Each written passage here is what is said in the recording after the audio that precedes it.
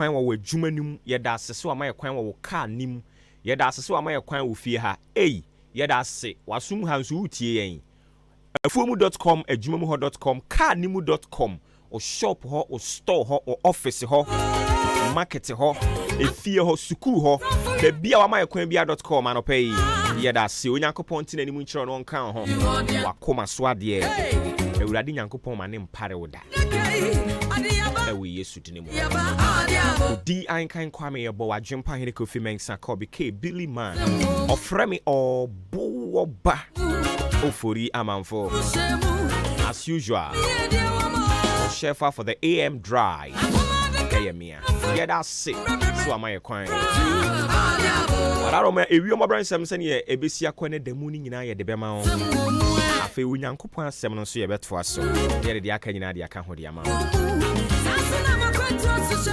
tiene ya woda June bosome ne de toso edu miensa ewa afi mu ewie mu bobre se de besi akofiti anopa ya kosi anwumre enie oseme kan che osa anopa ya de a awia no ni nsuo no bedi afra kakra se awia ne yiniti nsuo ni nso ye se de ene nante mu emu ne mu na bi no oho sa pepepe no kire se ebe ye nanso ni nyina mu no awia no ebe yiniti ara na atumi abo kakra free no ndu bremu ndu ba ko ho no mo erikosi premtobre on de kire se awia no be yiniti kakra no be yedin kakra nanso so eyade a ensuo no besan bunkam afaso ebe munemu na o kire se be saa de akwakwa kosi no miensa free no nan ekọ no ensuo no ebe petepete kakra wa pue mantem ya yahodo bi ebe munemu na pa enso ewo miaye yahodo bebre no apue mantem ha eno mo ewie mbobran nsem se de besia kọ de mu no wadaroma eno ne yede ho amane bo ede ama wo anopai afei so na wachinchim fidie na ade ato ha mo a wonka akire aha eye Ahenkan 93.3 and I want Jumedia wutie so friend match or friend me obo ba ofori amanfo ya mo akene mo akwaba ye nto Jumedia ni so Ghana adisiye obo ba ofori amanfo emamo ache e de ba Ahenkan 93.3 FM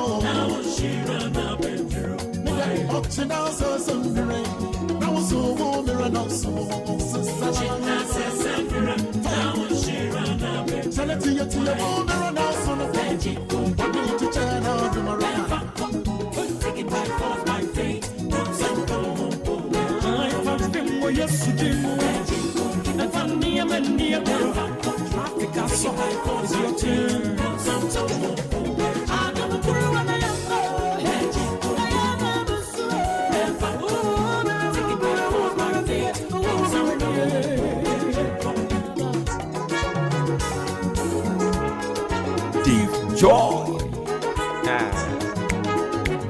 Tiano. Ewo mabirabo imu.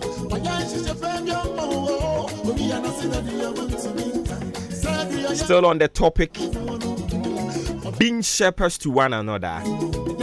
Say ya hwefo de ama yen hwen ho. Eno asem na egusu aye kan ya kan bebre no a. And then so ye de eye point ne ne aka de beka ho. And I am the role of a senior pastor. A senior pastor, you are called to be shepherds, leading by example. You should nurture and equip junior pastors and the church for the ministry. And the emphasis is on the importance of willing and eagerness in service to God, not out of compulsion. I was say itimi church wo mo say ne omo ye bia no emfiri wo mo akoma mu e ma ne nya say ye hye wo mo. Afi ye say hunu say I was say mpanimfo no eye mentors. Because will be a mentor. Wono no na brabo ɛyɛ nhwɛsodeɛ ɛde ma wɔn a ɛdi akyire. It's mentorship and discipleship. And also so yɛ adeɛ ɛkɔ so okenkan 2 Timothy chapter 2 verse 2 no a the apostle Paul ɛba bɛyɛ model of mentorship ɛde ma ɛyɛ Timothy a no wɔ ne nenam. Yɛsan hunu sɛ wɔsi yɛ encourage teachings. I was see you to me man chere ɛyɛ adeɛ ebetimi yɛ church members no. Ɛtɔre bia metumi ɛfa me remote na makɔtena TV no ho. Ɔhun saa nsɔre bebree no ɛwɔ TV ne so no. Na me chin. Eti me kɔ ha no mo ebi wa metumi de to bɛyɛ 20 minutes. Na me hwɛ de ɔsɔfo ne bɛyɛ. Ni ma yi afiri na me de kɔ channel foforo na ɛhɔ nso bɛyɛ 20 minutes na no so me hwɛ de ɔsɔfo ne bɛyɛ. Kyerɛ sɛ saa wɔn mo abie TV. Nsɔre na abie TV wɔn de gu yi no so ne deɛ. Sɛ multi TV so hwan ne so ne deɛ. Edwa nko ara na bebree no edi o. Di dwa. Sɔfo ba akokora de ɔno no preaching mean ever since ya. Me hu si abie TV. Me hu sɛ okura microphone o preachie nyame ho asɛm. O teach akyerɛ ne members ne sɛ ye onyame bi wɔ hɔ no mo a wɔno no wotumi adeɛ nyinaa yɛ ɔmo mfa ɔmo ho nto ne so. Because yehu se nyame somo no ɛwɔ sɛ yɛtumi enyini ɛwom. Sɛ wobɛnyi wɔ nyame somo ni mu a ɛyɛ wosɔfo a wodi w'anim ɛnkyerɛkyerɛ a wɔde ma wo no ɛna bɛmu wanyi anya nteaseɛ deep ɛwɔ nyame somo no emu. Na emu wosɔfo akɔkɔyɛ meton we de bia okum bɛyi a. How can you grow? How can you mature in your service to God? And you ma catch us osofo a on penkyerɛkyerɛ osofo a on taa ne wonye teachings osofo a on taa nkyerɛ onyankopɔn na kwan osofo a on kan kyerɛ wo sɛ onyankopɔn tumi no ɛso sen ɔno no de na de bia o twa mfoni preach ɔno no saa osofo no me se fa ni gya hɔ na kokɔpɛ wo nkwagye ho adwuma kɔpere wo nkwagye o baabi osofo a ne nkasa ye nyina ye me I see na de bia wahunu da wo bekɔ aso ndam a wahunu no asɛm na abɛka kyerɛ nyame ma osofo ma onyame asɛm entumi wo church members no equip them for the task ahead. Fa onyame asɛm hyɛ wo mo fa onyame asɛm wura omumu ma church members ni nyina no emra me full of the word of God. Wasaid any be a guso I can once no. You know why? Because Unyankopɔn pese nema enyini ewa ne somonemu. Also cultivate an environment of mutual respect. I'll come to that. That is the mutual accountability and care. Also the goal is to build. Botayeni nyina okenkan Ephesians chapter 4 verse 13. Botaya yede ya sorry ni nyina ne say to build a strong, united, and mature body of Christ. It's not to build people la. Omube to me a bomb and some kum bronsam. Omube to me dia bab from what I see a kum bayi. No mukurayi. Obeti pay adanya see a to a true. Listen to me. That is not the goal of the church. The goal of the church is to build a strong, united, and mature body of Christ. That is your responsibility as the leader of the church. The people that God has entrusted to your care. Your responsibility is to make sure that you put in them the spirit of willingness and eagerness to serve God. And the goal is to build a strong, united, and mature body of Christ. With or without you, the church of God must proceed. With or without you, no. Onyame sorry, I was saying tokoso. Point number 3 rather, mutual accountability and care is what is required of both senior and junior pastors and the entire membership. Mutual accountability and care. I was seeing that me nya tema de ma ye ho na afei I was say ye ti ase say me sum we na we sum me na we nti yen kyerɛkyerɛ yen semu enkyerɛ yen ho yen ho. Ɔse both senior and junior pastors and the entire church must watch over themselves and each other. Acts chapter 20 verse 28. Ebe kyerɛkyerɛ bebree. Minsi subium. Acts chapter 20 verse 28. Kyerɛ sɛ mutual accountability and care is another prerequisite requirement ni bi no. Onyame nkrɔfoɔ, onyame asomfoɔ, kristofoɔ, muslimfoɔ, yɛn ya yɛgye onyankopɔn di sɛ wo frɛ no Allah, sɛ wo frɛ no onyankopɔn, sɛ wo frɛ no deɛn, sɛ wo frɛ no mawu, din bi a de frɛ no bia no. The end of the matter ne sɛ yɛn nyinaa yɛgye onyankopɔn di. Nia onyame hwɛ animu de afiri yɛn hɔ ɛno no. Cultivate an environment of mutual respect, support and accountability. Asɔfoɔ nketewa, ansɔrema, deacons ne deaconesses, muntie ha, elders. Ɛwɔ sɛ yɛtumi de obuo ɛma yɛn ho, ɔsɔfo pani bu sɔfo ketewa. Ɔsɔfo bi ɛne ne kɔ nante, yɛwɔ mu ne junior pastors. Ɔfrɛ ɔsɛ, hey, can you imagine this, the audacity? What they can say asɛm no. U junior pastor. When I want to see say, we imparte, u grooming no, o nature no. When I want to see say, what to no, u to me friend, hey, you lack some manners. In the name of Nebuchadnezzar. What kind of us of penny and away? You don't respect your junior pastors, let alone your members. In the name of who in heaven do we claim say yes sumunyame? Osofo pani fa obuo ma osofo nketewa na church members no.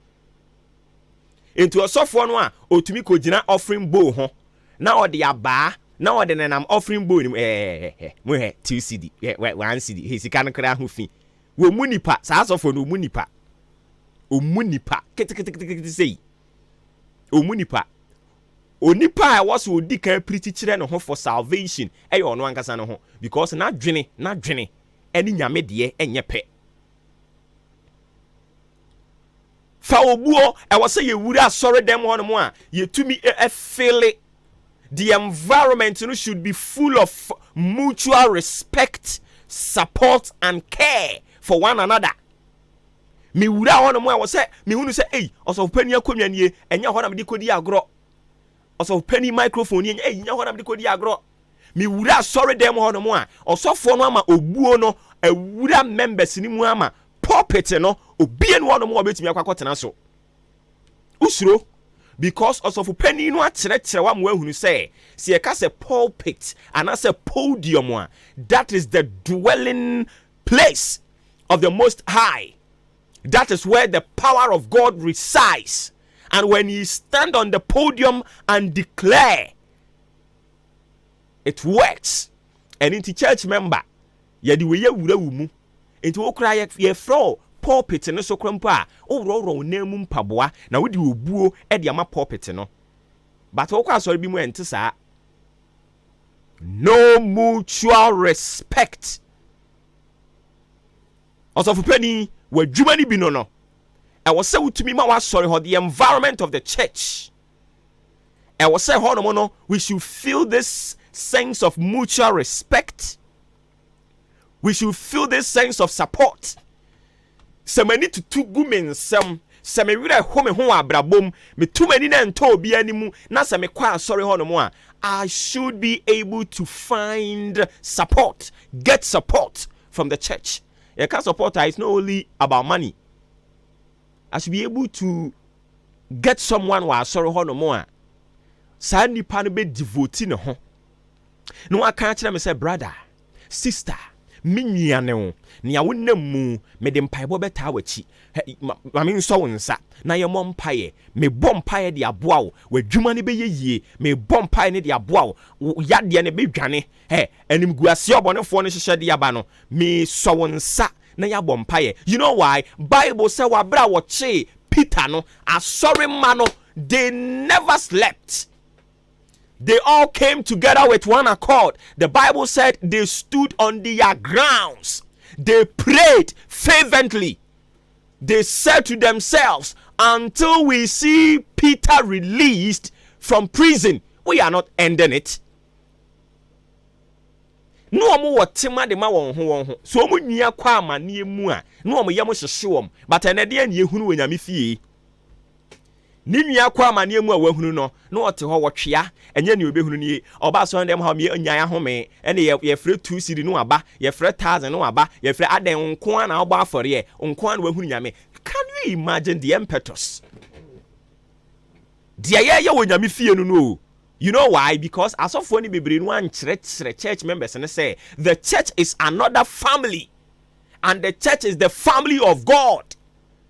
And untino, I was saying tema edima mimia. I was saying mimia ho chire no a. I was saying me tie nechi. I was saying me bomb pie de tie nechi. Enye sika nkwa ne moa. Obu ono mo ane wo hia obi obeka na sema chire ne keke. O hia obi a listening ye bi keke. Said, this is what I am going through. I want to voice it out. Just like that. I don't need any financial support from anyone. But he be ni ho. Also for Adwuma ye.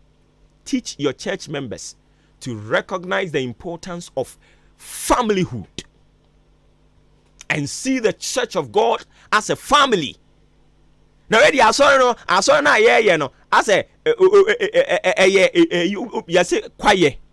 Ube hunu ni tu but ube wura kwa enu a edua bia gina ba bia gina church members ne yepon ya na we yafa ha nu yafa ha he kwaku a ma sori akwadwo misa na se ya wa ma sori akwu ya misa na se ono ankasa gitu mu se ohunu member bia che but mfa ne ho oni ni mobile phone number mpo oni ni kuo bia mu enye na sem oni ni behia kwasia da oni na hia woni na nhia biemu a amanga adwenawo dwen ohwe ni mu source of penny ne nko a na emfrefre misa se kwaku mete wonka che wa asori mi hu o be se na kakre mi hu asori adan bibia e bokode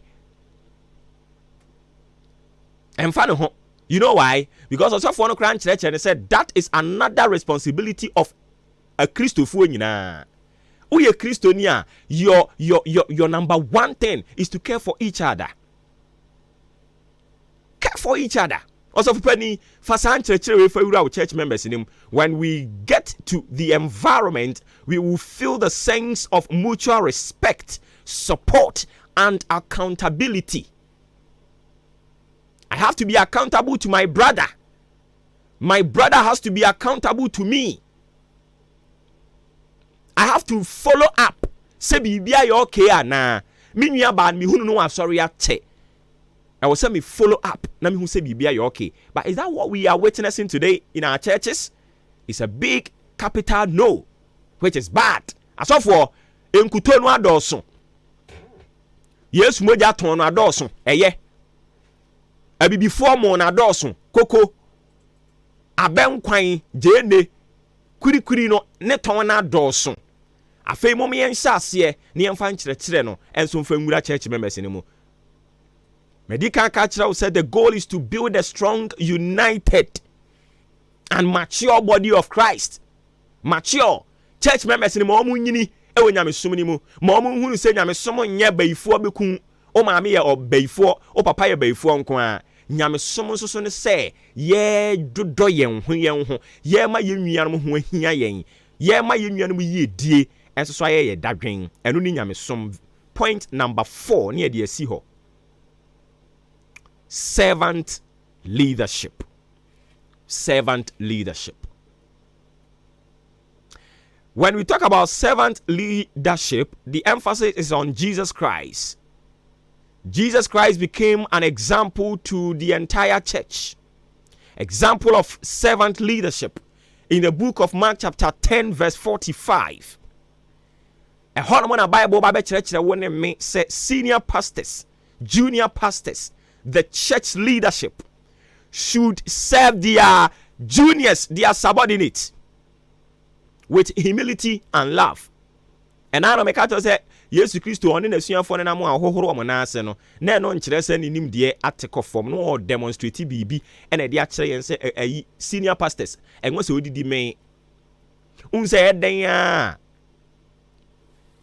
goodies no on chain ne beba because one is of penny but as of penny on second goodness na no ama junior pastors ni bi why entare no omode abrɛ wo no uhwemu a ne ne o junior pastors ni bi befa no also da ne bi fa ma wo mo akyɛde no ɛyɛ na ɛba wo ho no kyerɛ church members ni sɛ junior pastors no so omo ka wo ho ɛne nti so omo yɛ no omo yɛ wo adɔyɛ omo nyɛ omo nso adɔyɛ fa si wo mutirim ne ma omo hu ni sɛ you are not a selfish leader, you are a servant leader. Junior pastors should also serve with a heart willing to learn and grow.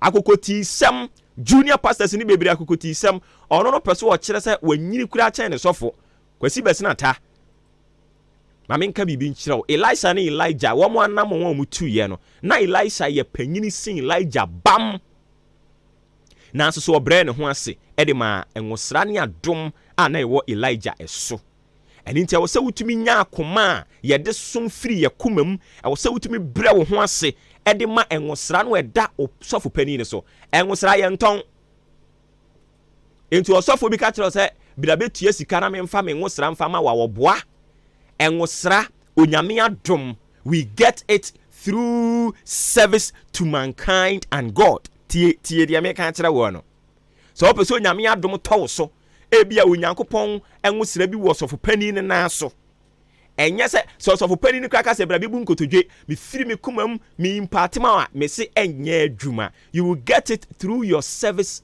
your humility, and how you cherish that enwosra on your osɔfo pani. It will transmit right from him to you if you do that. And it is a wo hwɛ Elisha and Elijah, the transfer of power from Elijah to Elisha no na a true service. Listen, a true service. Inti asamwa Elijah e ka kyerɛ Elisha ne sɛ uhu sɛ abɔfoɔ no aba na o pejamia mama kwa engusuo no egu mi komu no ɛyɛ asom ɛyɛ ɔsom ɛne seti akoma why you willing to serve any ahobrɛaseɛ oyo obi ankɔbɛka sɛ na me no na anante matɔduane ama wo mahye watade mama obaabi ada de wo pɛ bia me de ama wo na wo kwa wo ka kyerɛ me sɛ wade egu kom na me nsom nyɛ dan Elisha nyiyi ano obrɛ ne ho ase na otieye na tia nwanwasɛm esiye Elijah ne nsankyerɛne a wɔyɛɛyɛ etwa atoɔ a wɔde kɔɔ ne bɔfoɔ hɔ no ɛhɔ no mo ɛna Elisha enso so de ne de hyɛ aseɛ erifiriye Awurade mie ya adwene mu na ɔma yɛn asɛm nti aseɛ junior pastors sɛ yɛbɛbrɛ yɛn ho ase ne yɛn senior pastors na nante a ɛne ma ne yɛbɛyɛ akɛse akyɛn wɔ mo ɛnya homasoɔ. It is the principle and the law that is in the service of God. Emra wo sumu no enema wura ye no obɛyɛ akɛse. You know why? Because wura nimdeɛ ene wo nso nimdeɛ a onyankopɔn de bɛma wo ɛna wo ka bom ene tu benya sɛn mienu wura ɔbaako enye ahomasoɔ ahobraseɛ ene yedinya medɔfo medena de ne di si onyankopɔn yɛ adom a yɛbɛ conclude no ɔkyena na yɛabɔ mpa yɛ asrɛ Awurade sɛ ɔma yɛtumi a yɛbɛtumi de aya agwanhwɛfoɔ de ama yɛn ho na yɛate yɛn ho ase ɛwɔ onyankopɔn ne sum ni mu na yɛyɛ nhyira ɛde ama n'adwuma. So these are the points me what the mount. Point number 1, junior pastor, senior pastor was said and say you will nurture and equip the church and the junior pastors. Again, you will emphasize the importance of willing and eager service, not out of compulsion to your church members and your junior pastors. It's in the Bible. And you will serve as a mentor, instill in them the spirit of discipleship. Point 3, mutual accountability and care. There should be an environment full of mutual respect, support, and accountability. Remind them that the ultimate accountability is to the chief shepherd. Nia ye nyina osofopani bebu akonta as osofoketwa bebu akonta church members ni omo edi akire nyina obi bebu akonta e de akire hwan the chief shepherd. Oye hwan ono ni otwiredua mponyankopon. And then the last point, servant leadership. I was say we can die ne osom de. Don't load yourself on them.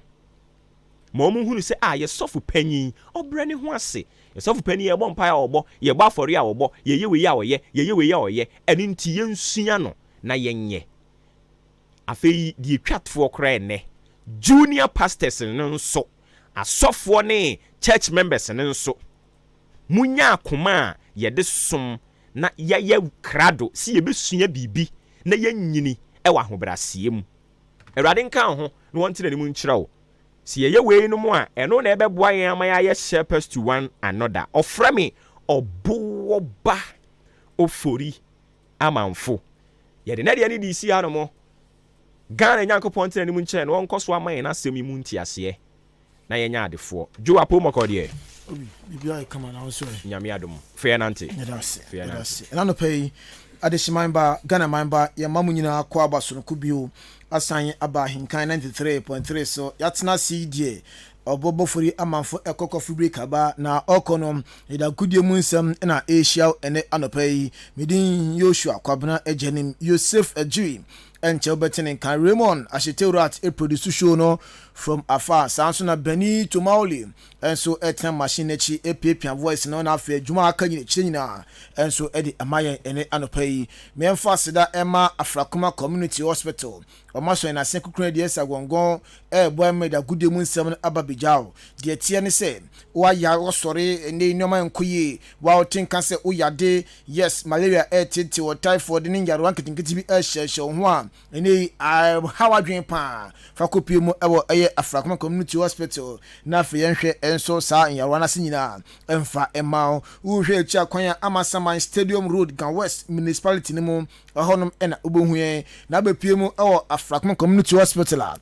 Your well-trained doctors, afe midwives, and afe nurses are on measure abuao ma on yard one no yetuase one time at the amount. Na ubepima your OPD, your lab, theater, labor warden children's so nano, be our Afrakuma Community Hospital. Ya Arabia 82 biane bre, na fienche intuase one time, and fa amount, yejma 24/7, yampon, na ene se ekron na airtete war, a jaconanda heniano ebonim unhuana bia utudi afa ho a mesrel ubepie mu ewo Afrakuma Community Hospital ye behwe na fesa ha no ye toase edi amama efie na afa akire enso ayedin upanchiremu asimidie ya 059 700 5963 059 700 5963 na one Afrakuma Community Hospital enso edi enkomo na bibia akokama edi amount na nsen de ye pese ye tinyina no Raymond Babrin Salon na yina ye ko asofo eko school for eko adwumayfo eko obibia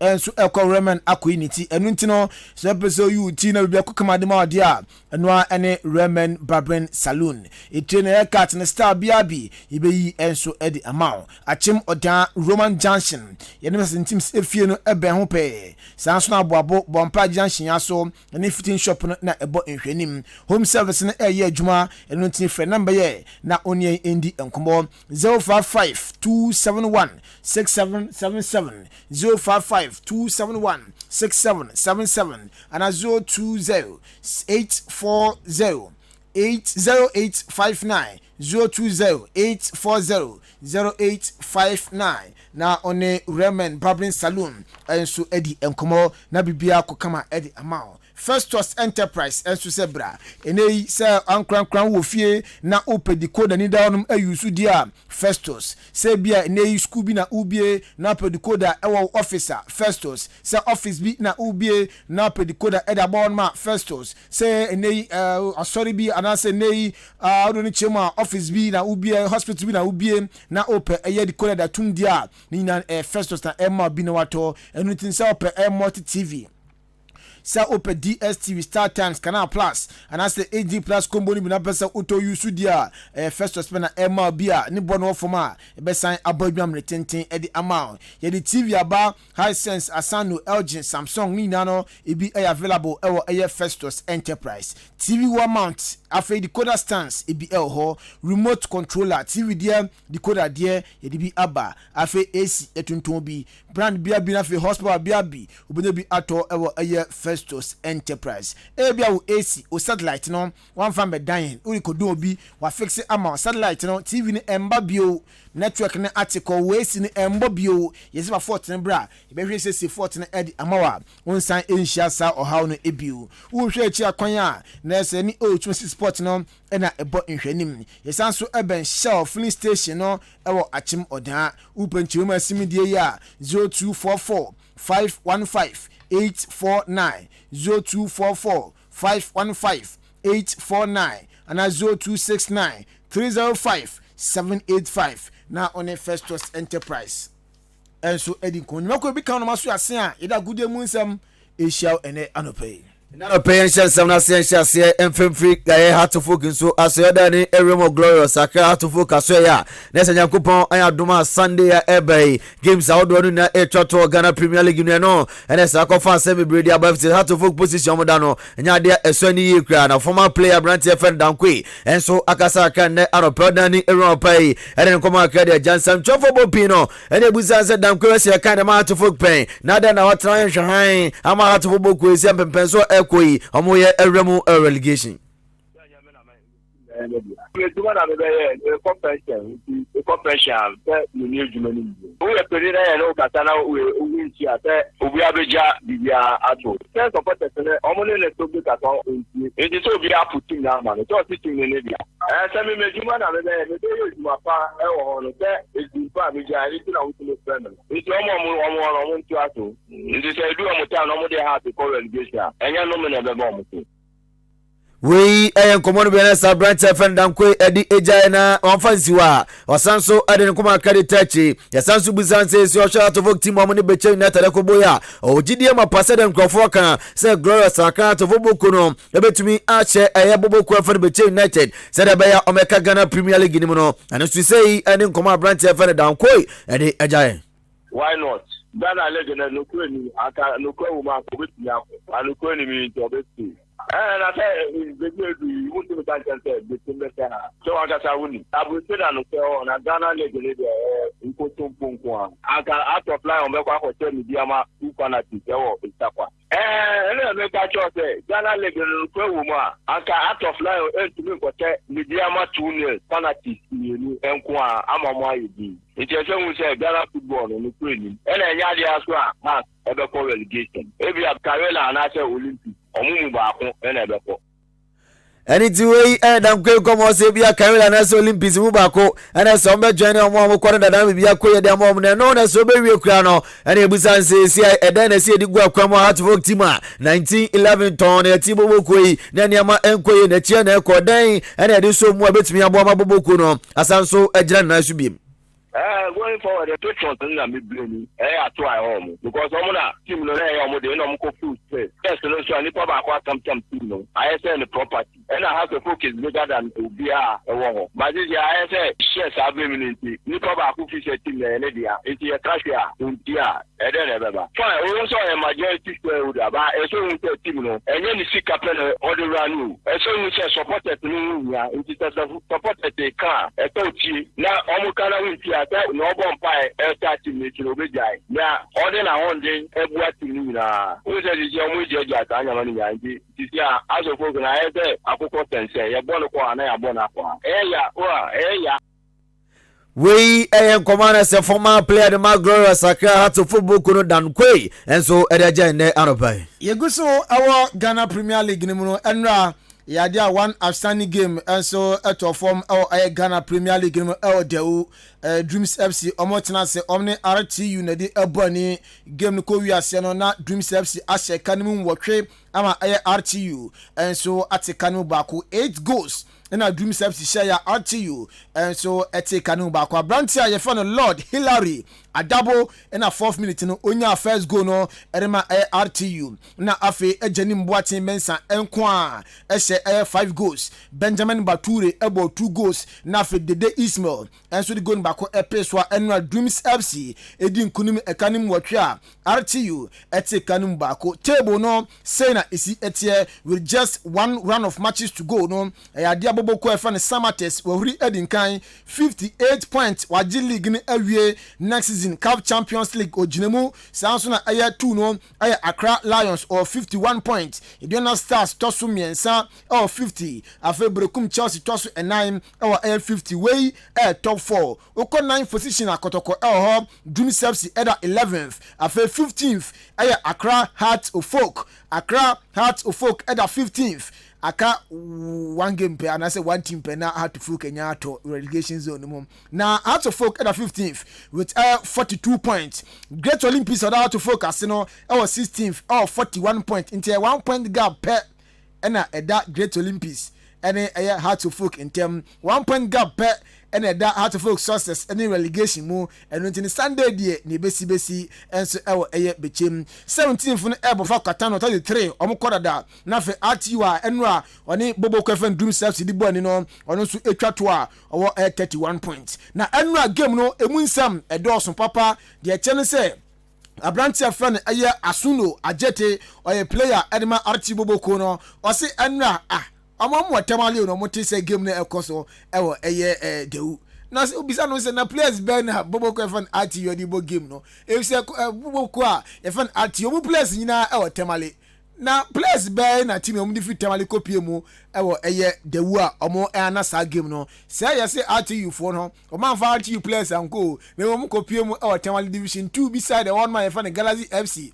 omu players na RTU etan no ko boss league no enu ntino RTU players the ball enra game registered players omusi akandema eboko a ye fa na RTU ni nyane say ye de RTU players ne say team no edomoka best 6 months omuso mo patch was team no muntwa 1 month per crime farm mom team no so muntwa enu ntino sa game no omo embo nti enra game a na say dewu eba so a Dreams FC wo mo any RTU di ball ni no enye RTU players na ginem ebo ye ajete ne nchechi huni pacho salary issue kaka no mudi ye ka 6 months yeni kotoko no omusi ye promise ye ni kotoko boy ya ombe mai ta kano if after kotoko match no ya nteshi ye show mini ya nteshi if a day before you travel no and I catch him so mama is kana enya de ebeko even po e catch him so omuma ye 2 months and 3 months salary na anya kano echi na e kan wasem so omusi skabiani o ure yenko na enkobo hunu evia any uli ombabe huye na mama iska senior place no mu say omayo mu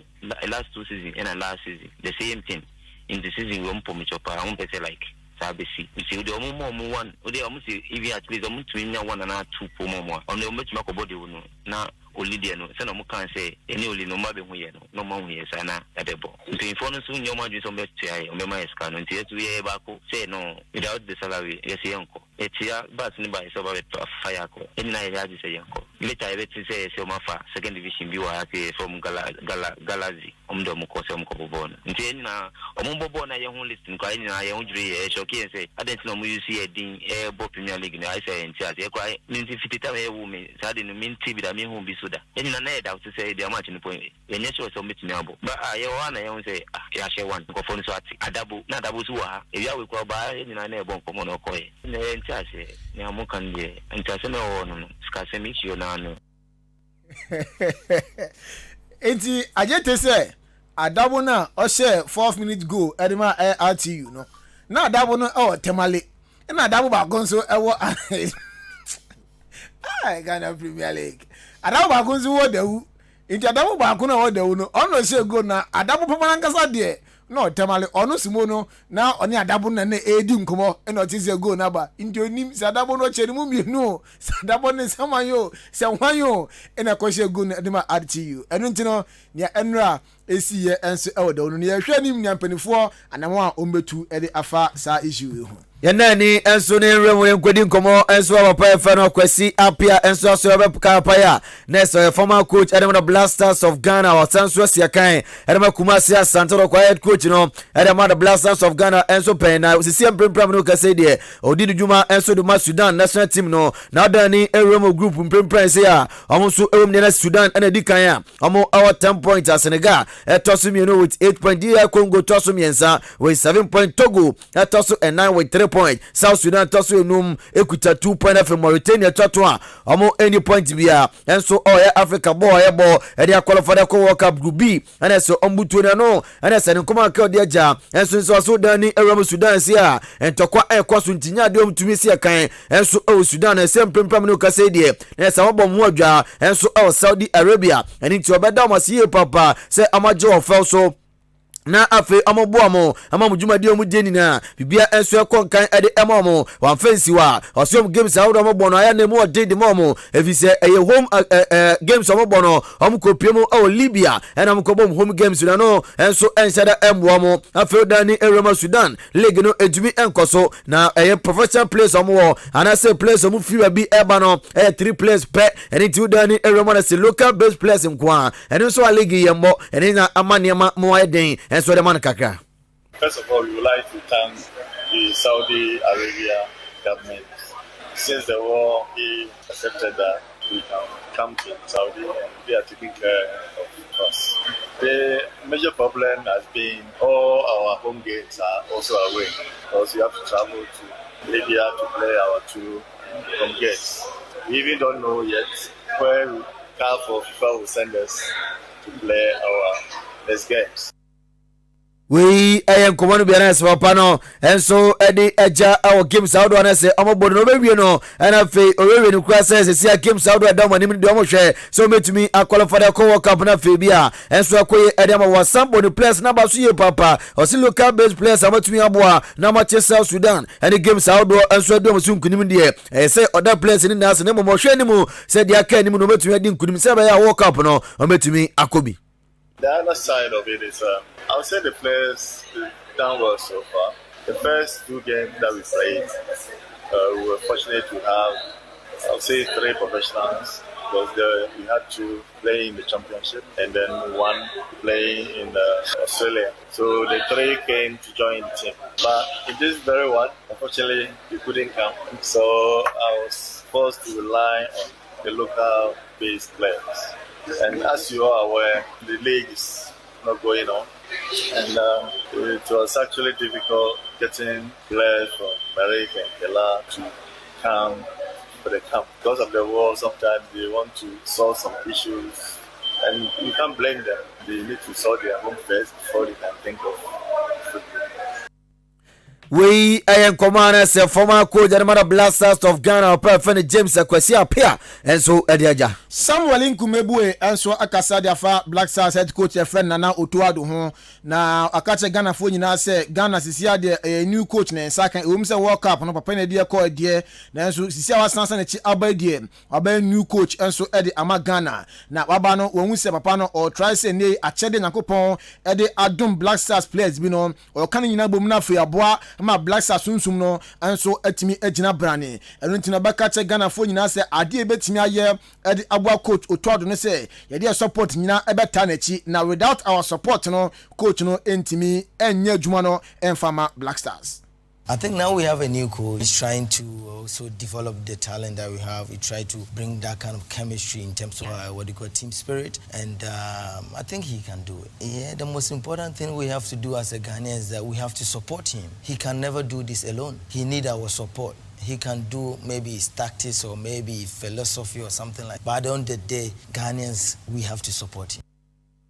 Tiwei Samuel Nkum ebuwe ni nkoma no on fence won wasanso kasaye e dey for assistant coach fan John Pentel enso ehon o se Ghana for yenya botre enfama John Pentel say ne o certificate so ni certificate o yenya botre enfama no na for no nso onya sundwe na onya confidence na afei omboa Black Stars of Ghana na se ye ni say ya dia ye we na onya ya dia enu ntino se etimi ebo na bommo se etimi achien up na for nso timi enya gidie na oye adwuma edima Black Stars of Ghana.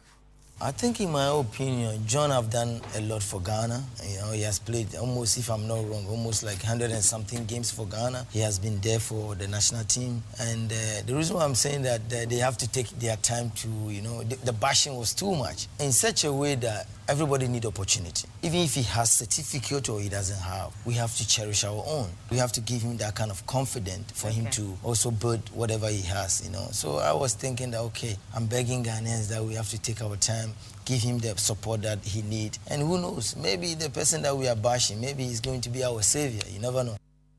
We aye Samuel Nkumebue nenkomo enso enono yegusu ejina Black Stars nanwada e Kumase Baba Yara Sports Stadium Black Stars of Ghana one more any Central African Republic at the Abani match day 4 of the 2026 FIFA World Cup no eba so e Kumase Baba Yara Sports Stadium na reporter yensa aka say tikita na say ton ye for the game no 22,000 na NSA and so give out 10,000 free complimentary tickets. We know 10,000 eco free Ghana. Yenya Fasobia FM free mo na enumu and a former ESCO member and so the Ghana Football Association papa. Yefan Mickey Charles HMA Saturday na course no die and ya so ni cry na say yanhwe anjis Ghana for your bono yanhwe ampes kan free mo get posts ma bibia embabio sponsorship and koso bibia emba adia clubs no omu depend on it no and so get positions emom si anhwe ni anje ni free ya ade ya league no se ne egu no ebekoso egu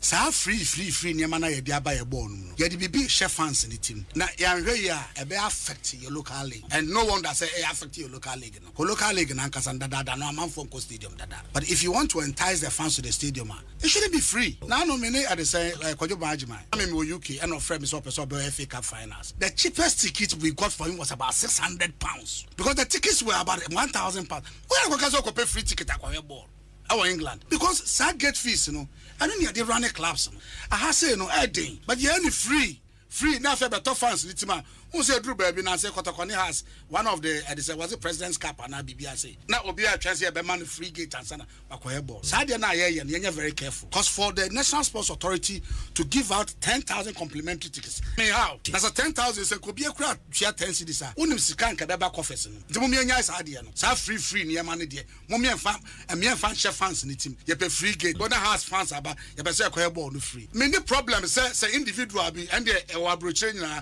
company be everyone say be a T-Mobile to make us what tickets be he is paying for those tickets no but the question complimentary the tickets name are free what signal are we sending to at the saying football fans no? And football is not free anywhere in the world we Charles Kojo inti Mickey Charles na do na efro techimai 11 wonders yes ona na oyom ona but see do say ball na say inti wagu ne team no inti o twen ya say we free so anu asante Kada wo omi yangongo funkuse yanda ni kwa mano na Nyankopon ya dume de tena anasa Euros no Asia se na dani Roma Germany and for Scotland na omode eboni open game no na no anasa branch fan Billy Gemo obeka branch no sina card ma Chelsea buboku no empempem no kase no sina kan and ma bright buboku no ade no kuma ka de ja oso de tena game etodwa omode Germany eboni de bedi ye papa de na so mo hwanim so mo Scotland for no enkunimde no beko ade amom Billy Gemo kasa wie no na Tony Cruz also a player Edema German national team no idea afie Euros no obobi ede ama Germany and wakasa osin nkwala owom ofie no ne mawa wom no na say or the success as spoil wom so on the bibia mu esenkunumde eba bibia mu esenkunumde eba ntin ne ma no aka che say Euros a eba sui ese na mpapa oji Euros trophy ndi bafie na wanje afa mbafie dia onhwe na wansifie udani Erema US so ya report for mo eba so pa Thiago Motta is here the money pay every year see our contract no and so Adwuma boku na no and a head coach no Adwuma beka pa na Adwuma Bologna our season ya etwemu ya Allegri de mpedimfo aja de kwan and inti enkopim 2027 Thiago Motta and a coach Adwuma boku Inaki Williams ni junior brother friend Nico Williams no Spain ni na ene osanso sina kandema Athletic Bilbao La Liga Santander animo na abrante no young boy no akasa oso no de ne da so nyina ne se koko piem Barca entino se o ye team bi se o ye Liverpool Manchester Madrid na so pa abrante fe Nico Williams o ti tumuda ono de ne next one bo no Barcelona. Aston Villa force amone Philippe Coutinho former Liverpool and a Barca player eno no contract na see reporter to ga and say abrante and say ball no angaso timi mobium to dana ni ekwere mo kata mo kwa fan Adoha na no and say reporter to ga and say Aston Villa force afraid no transfer for the contract no amatwem say 10 time 32 good years no opa bi mfara nkwato aso sina kan enso Chelsea Football Club some per right back enu ntino omawura mu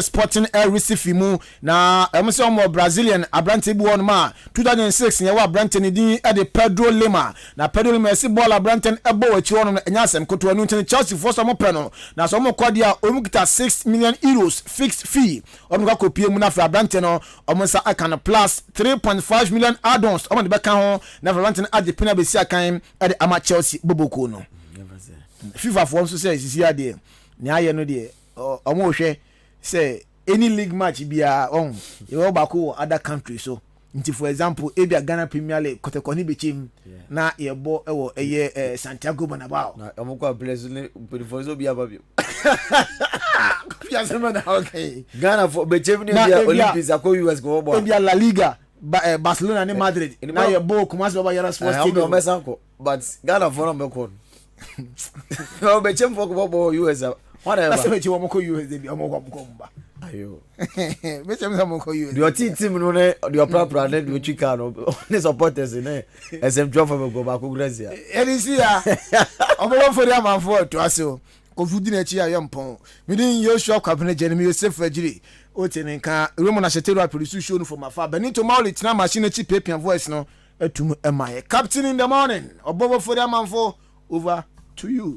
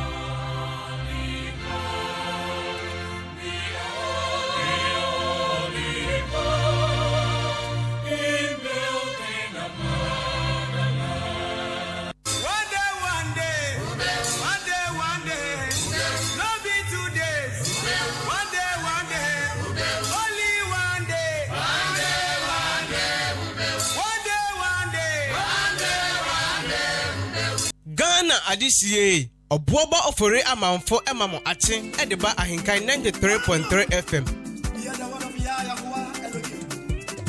Uda achinti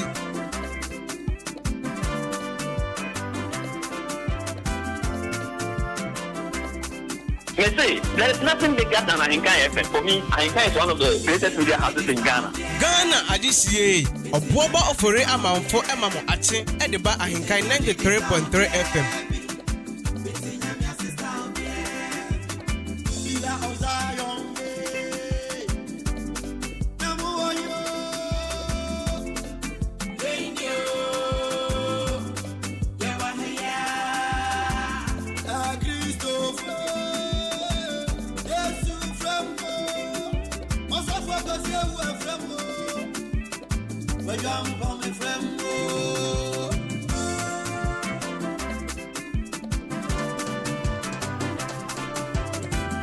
Yemfa Sedan confirm the sports team.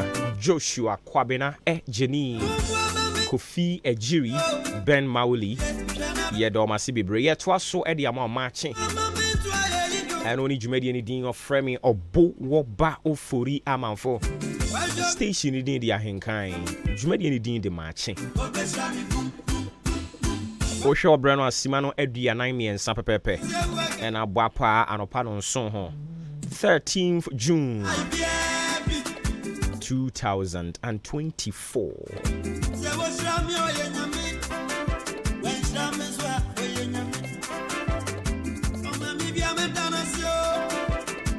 Ceremony Muse Omoya no mudio mawodan, we join them and we celebrate with them. Inti enen so ye be ne sa pepe dia ma wo ye o mawoda.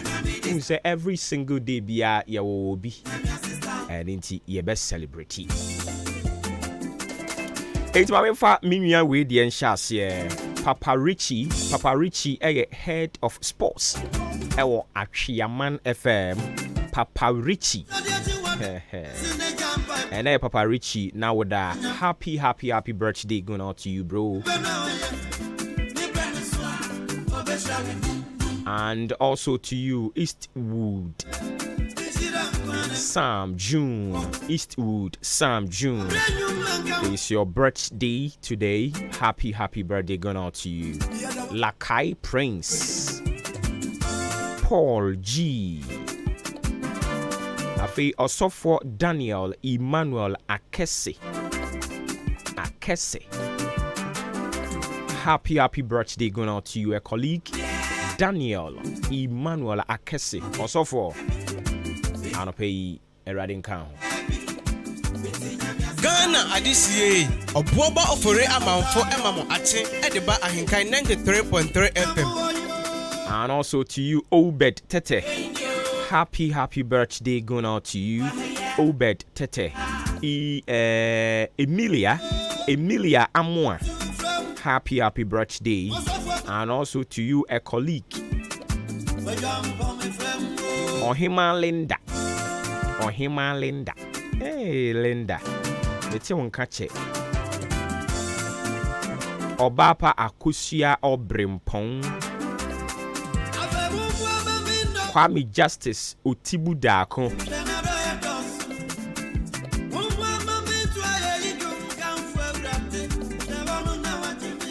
Adwuma Insan. And I also would a happy birthday going out to you.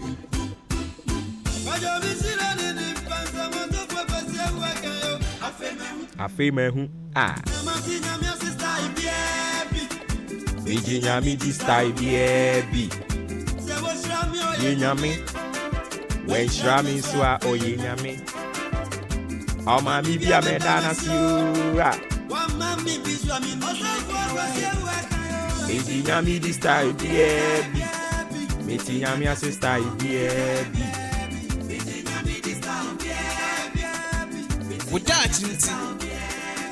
Wodachinti. Eba chotine sa pena che se brena so wodachinti obra kwenti afuti na de sun ewumi de toaso de ama brofo kasemu anopai. Or say the future belongs to those who believe in the beauty of their dreams. Odachinti. The future belongs to those who believe in the beauty of their dreams. Dachin aye kan nyina no eye womo eje womo anisu adihunu. Womo adaye son. Womo ejidi. Na omunim se womo adaye son no efe. Na sene tie bia e wani brimu no ebebem.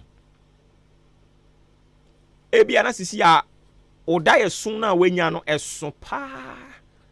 Eni nti wan hwe ebebu nkama fa so ama ebebu abam. Obesha se o kasa se na ade ebeye yie ni anopa yi me ka kirew se dache odachi nti no ide bia betena ha ya na ye ka no dache no ewo ho ede ma womo ada ye so no omu ani so ade hunu omu gidi na omu tu hu anamon so eni nti sa wo bobra na woni ani so ade hunu unni dache bia a wo ye ho adwuma ɛyɛ na ɛma abrabɔ ne bɛyɛ den papaapa nti anɔpɛ yɛ se the future belongs to those who believe in the beauty of their dreams. The future belongs to those who believe in the beauty of their dreams. Wada eson ye den ɛyɛ wo sɛ bɛbɛm anaa ɛyɛ wo sɛ entumi mmɛm ɛyɛ wo sɛ oh adeɛ we deɛ wo de wano ne kan saa kɛkɛ anaa wonimu paa sɛ wo de ensie enweta soɔ ɛne adwumaden ɛde ka ho a sɛ ni so ade hunu no ɛbɛbɛm ɛne sɛ unimu a meka kyerɛ wo unimu nso so deɛ a medɔfo mesrɛ wo ahobrasɛm hyɛmu kena yirimu pampe na kɔso ayɛ ho adwuma san sɛ daakye a yɛka no nyinaa ne yɛ wɔ mo a ɔmo kɔda no na ɔmo wɔ biribi esi wɔ mani so sɛ so onyankopɔn ma adeɛ kye wɔ mo a ɔmo bɛyɛ. The future belongs to those who believe in the beauty of their dreams. Erade nka yɛn ho na ɔmmoa yɛn yɛda akyenti yɛmpa ni so ade hunu bi mfa nsi yɛni so yɛnya ada yɛso bi na yɛngyindi na yɛnya ho adwuma na yɛnyi ntum sɛ ebetumi akyɛdeɛ nanso sɛ yɛda so awɔ nkwa na yɛhome ne deɛ ɛbɛbɛm ɛwɔ nibre mu. Erade no momoa yɛn na ɔnka yɛn ho yɛda akyenti woda akyenti.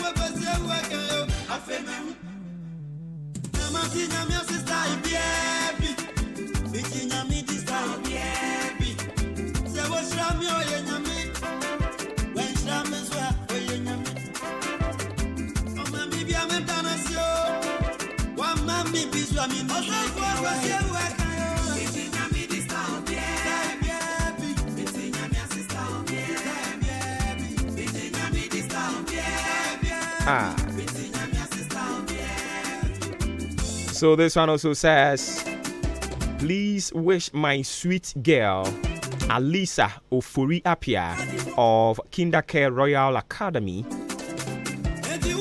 and number one fan of Obowo Ba Ofori Amanfo a glorious happy birthday and confirm you are 7 years old today. Oh really?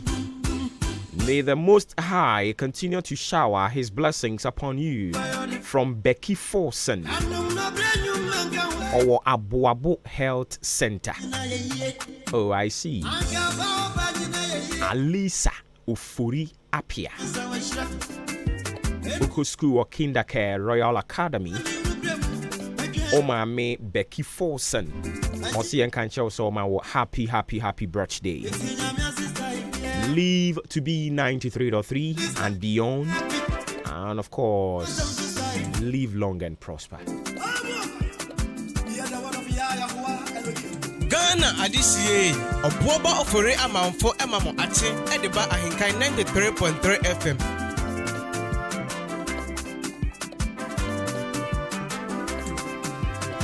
Na Becky Forsen Abuabu Center on Health Center on Yebeba Hawaii. Oh my goodness. Minimsa what ya style BAB. Enti yebechire mu style BAB. Okay, everyone so young Connie and Kofa the Ubon Krata Mobo so Emfa Emao. Very good morning and confirm Auntie Adwa. Auntie Adwa. Bibia boko die. Mejidi se bibia she come. Ai Auntie Adwa mami pokia woni ebusuafo a monso mo aboabo. Mami Sarah. Ono ye meme nana. Ana me nana. Say na mo achim vom ka no. Efia mo ka ne say. Me nana. Ena me ka me nana. Oh okay, me nana. Ti mami Sarah. Anope onso ye mo achi ne abusuafo aka wo fi ho nyina fei Good Shepherd Believers Church. Good Shepherd Believers Church. Papa all night no maintain ho hwe o.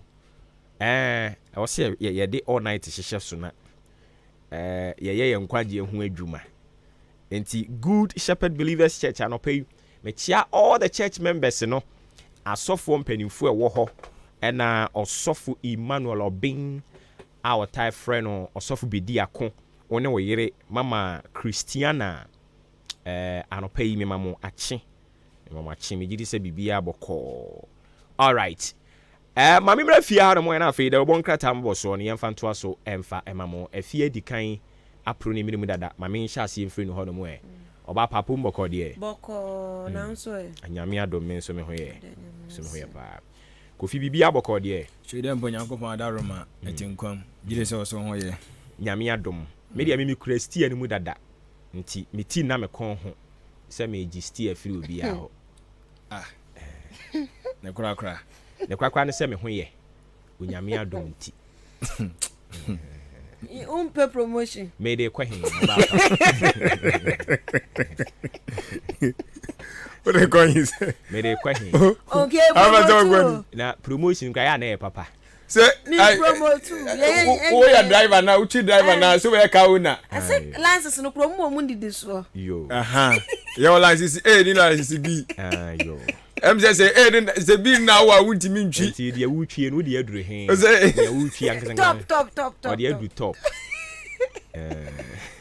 so I pass you need ya B na was your ma A yate ma license A no promo too yo yate promotion dey here wadan promotion say dey mo kan promotion here promotion here na nyankopon ya adama memre dai ye call offer say MTTD eno na ye MTTU ana MTTD utumi kan MTTD utumi kan MTTU nyame ya adama Saturday we fiti anopa no akosi anwumre ho no mo na ye kwakoye ye programs na free aba enti asemi dika ye be fa free ho na sports fo no so de omo de be free ho aba mu wi na news fo mo prem to breakfast ye bona no so free ho aba na mu nso mu wi a showbiz 933 no so free ho no mo aba na omo wi no ya na de na to aso atonso mu wi anwom take over titi obi kan no so be free ho no mo aba na mo over the week sasa na mo kan no kase yebo no na no nso so free ho no mo aba na say ye tutu ye niam aba fie eti nyankopon ya adama Saturday ijumadi ni de ba MTTD ODI Electronics ni new branch na ye de aba MTTD ho no nyame ya adom a Saturday ni ye pa ho ntoma na ne tie ne se nioma ye de abegu suto ni mu ne nya senketo niema ya begu stone mu enya asem ketwa open Nasco brand bia abraho open Zara unse se o monitor ne wodin ne boarding de te said Nasco Zara no ne high sense ne boarding and it bottom afọ ne so ma ja afa enti be kọ no fridge ni nidin ese kura na wo pe ya de kode na ase wo hono foforo asha eni din ye wo here se ye wo India enti wo de ko India ho na akwa kosisi India de okoye kotofo India se sa enti ye be sere mo ye de ye delay in Nasco and Zara brands no e dɔɔso wɔ hɔ nea wopɛ bia ɛwɔ din ɛno nti ne hwene bugum na wo ba yɛbɛnya hwene foforɔ de atua bia mfrɛ ni nkyerɛ mu wɔ hɔ no mo ɛnam sɛ yɛbɛbia no no nti akyɛdeɛ ne yi prices no ntete so wɔbɛkɔ so ɛwɔ hɔ no mo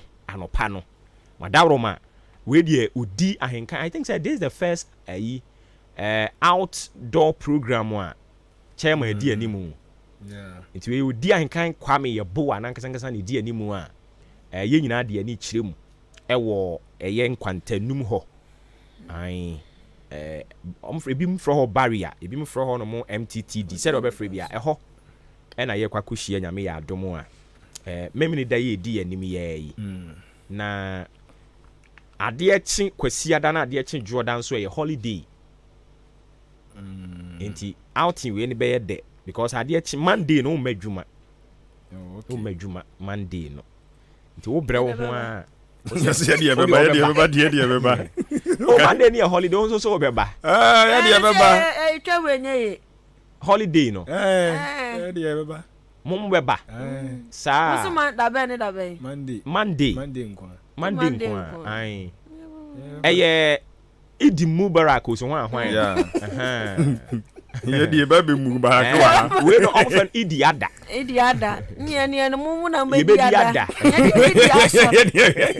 o de be Idi Asori eti Yankopɔ ya adom a Saturday no ade achi Sunday wakɔ asɔre ade achi Monday a na waje wa home nti ye nyina ye be hia wo hɔ no nti wo pɛ TV open air conditioner, fridge, open washing machine, open rice cooker, open blender, kettle, open stove, open microwave in there and already everybody can cook because a hun here pa microwave no kanishe mami no kama utimi de bibia last me say utimi de chikosua kra ebim de yankwan nyina na me nimu da so utimi de microwave ni chikosua na toaster nso ye necessary o twitwa brodo no na wo de hyem na o ka to akire saa no na kama life is simple. Life is so simple.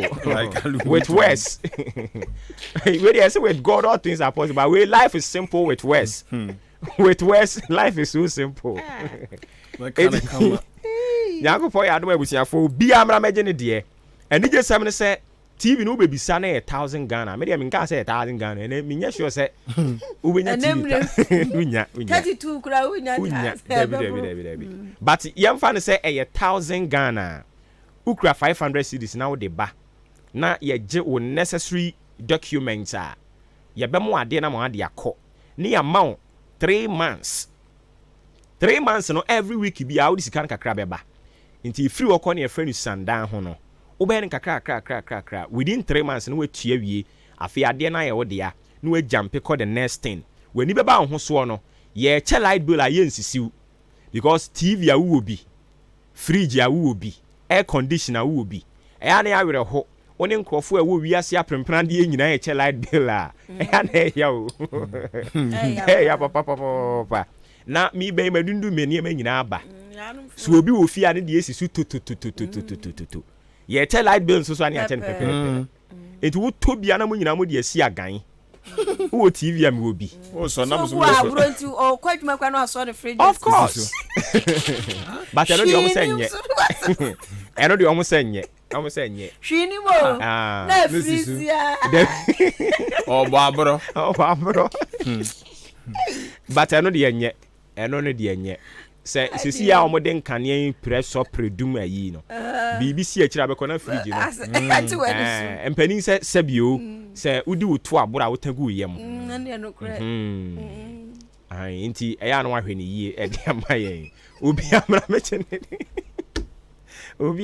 de ai obi ameje na ade ba ko ya ne ahomete ne say oni fie wura tifie ba ko mu a eno so ha adwen papa oni ufie rate ya eti fie ba ko etu ya light bill ye bibia say oni ni te na so no obi ara ni meter de a ene ye na oni fie wura te na mu nyina mo da meter ba ko so kira be gu so o say obetu abi ba cho no ojeje ba mamra kwa se o so otua bi ba cho no odidi amamra kwa wo to ne blocks na amamra ne gina bi nkuma na ne gina nifa naze na mamra adi amamra em say amamra no a wo kan den no naze emlam dia se o so otua enti wo mo hye mra no edan dodo say no mo asi na sa ne ka no na sa wo hye mra no na wo si ho dan ana naze na do bi asi na je enya daka no bi atema bebe bi na me ka say wantimi antam wo de amanti no abedo video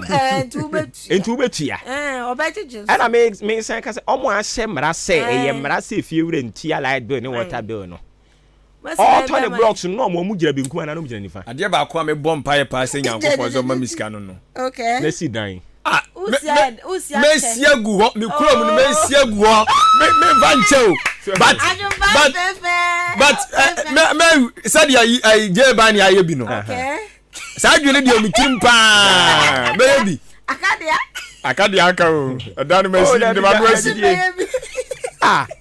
siba yebi ma se baba fura no mra yo ma bia munya gidie gidie na ye affordable as me simi de ye wo mi kuro na wo de ache free o na madam bi se me fa nche free kura na me tesu se ehu any high sense we na school ni Zara wo ba tete se ambo ade ba kwa me dwene ho pa because said you be my fear be mutim odin no odwene ho awonti ase adam bo so anya zo obi amobra o but na cement so wiring de ya na me ha madwen ne ye cement boy dan ni si ho no onko nsuo ma no o ma na duane nni unse se wo ka chem se o to o dan buom na me tumani na mahu nsiesie foforo bi wo ho ya eno de enye ohaw na we de dan no sesi wa sesi ho penti kura be se emfie ayinie because of say obi anwu wo fie ho nti ye penti dan no to koloni musa so ho na se sa na tie na obeka kire me se watu mu a na e wo se ya kire wo tena konwa so ni bi sa wo se o tum se die nti na ya tosment bi eno de nyame se nka wasi ade no wasi awie wasi dan na wie o tum se onko nsuo ma dan ma me no wa bre na no tie ha de so ya o me ya wu be na so ya o ya na manti a ni ehun e tan but sometimes me tena sidin am say me kurum dan pa egu fie obi da dam o ma na o hwe fie no so no uko ogbo a yeso otimi ko dadan we kakram ade e chana koda o ye change your styles yeso ye gu nkrofo kuro so a ye bre tia rent bo den the rent there yam say kan boy yeah na rehu we am no kasa ma no dam we me de yeso no no ready aso na ne ya me ya ne se me fie wura no no wonte hanti wonte nkomo yi yin twasan ne twasan anka me pim na kuti twasan me we twasan no kama pim na kuti ama so betimi atwasan no wonte ha enti de ya ka nyina egu na so e faasege me so me dia also te ha o de ne nso nte ha efi awo de ne te ha me dia so na ne ya no ahwa no kasa yi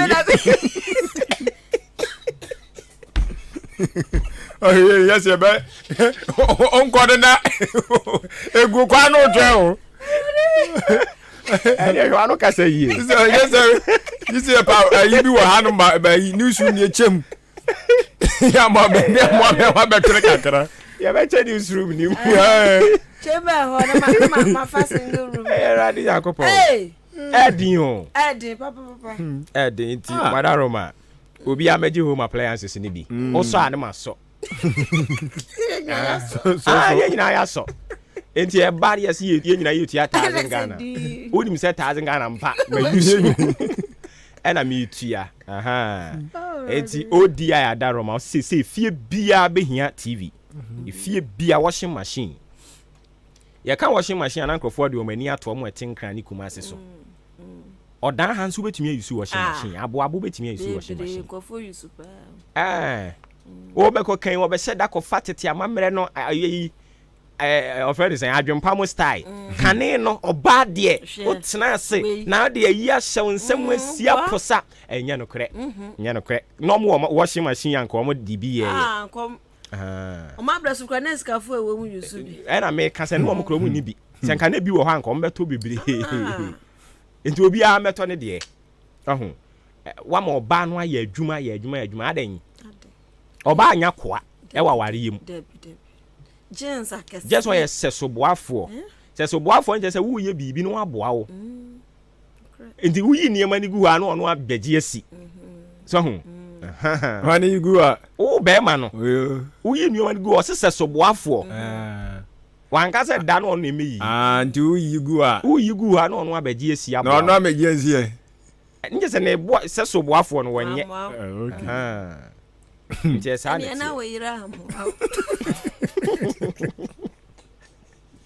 ya oyiri nsiwu niam ana je so wonye seso boafo eti won su hyeda yigu ho so ho be kwa beto abo changes akese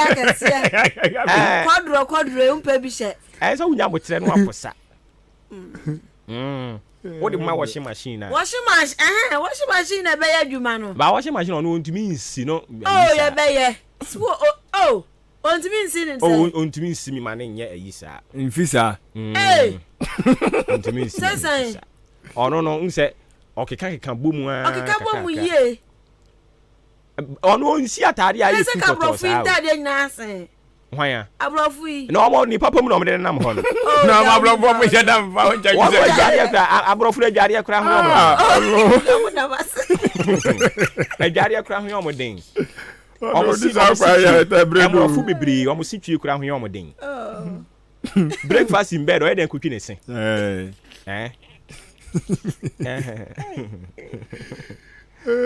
ai eti nyakopo ya ma Saturday ye nyina ye hia ho no mo na ye tumi ahwa ya ma na ye kama pa all right enti amra fia ha no mo enaja da ubon krata mo boso a ye nsa aka no ye nyin free ho no mo mehwe mu na ene no ye noso enti meja mo na makoso na ye ye free ho no mo ntentem na ye wie na nkomo ba ko mi bi ho ha ya to aso e wo ha enti madaro mo ye nkomra abusuafo yamamu nyina mo ache asanso makwa abade aba mansaje atumu kasavidie asom pempem ena abia ATA Ahenkan 93.3 FM wo acherebre no estro no abo anopa no nwotwe apa husima no enkonon na de obonka ta no edoso binya to boase de asom se de se na fata ka na hye nso ese eyedidi animu ena yede ema wo eno enti no eyewo so asede se usi dwom na okope bi to na de unya nkyirase no se de wo pe no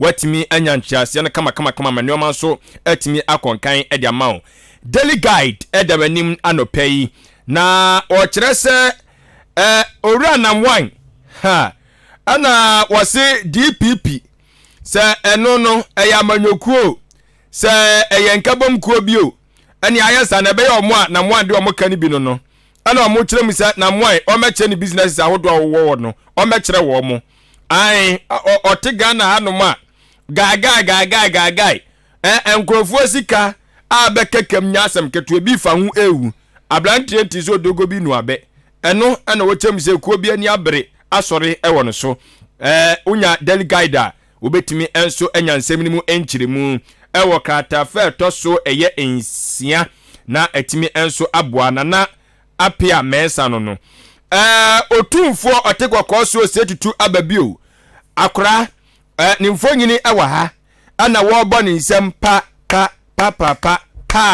ede ema Ghana mampanyini abedechire a ono ɛyɛ frankatuni de ma osokokuruko amanyoko New Patriotic Party Dr. Alhaji Muhammadu Bawumia ɔkyerɛ akora ɛba no ɛyɛ obuo ɛne anidie ni ahobrase de a okura bi pa na oka kyɛ ne sɛ abuo ne anidie na wo kyerɛ ɛde kyerɛ mpanyufo ne enkora ɛne adehye ɔmo mamia no no saa be yɛ wo pretumi no ma ɔmas ɛno no mum edididi mua ne be wie kyɛ ne sɛ katumi na afi aba be yɛ kokoti ti sɛ obi amani twia no da bi mekeka kasa bi ya bia fa kyerɛ Ghanafo nti sɛ ɛyɛ obuo ɛne ahobrase su na yɛ hu wɔ ni mu no ɔnkɔso ankura mu na entimi enso emwa no opemso asɛm a ɔka yei kratafa to so miensa na ubenya enchiremu no enso ewo na enra do bonkata wuduo mu ene ma ti dwumadie so be ka kira wo se asoye omna hwe nwuma so dwumadie ntotua so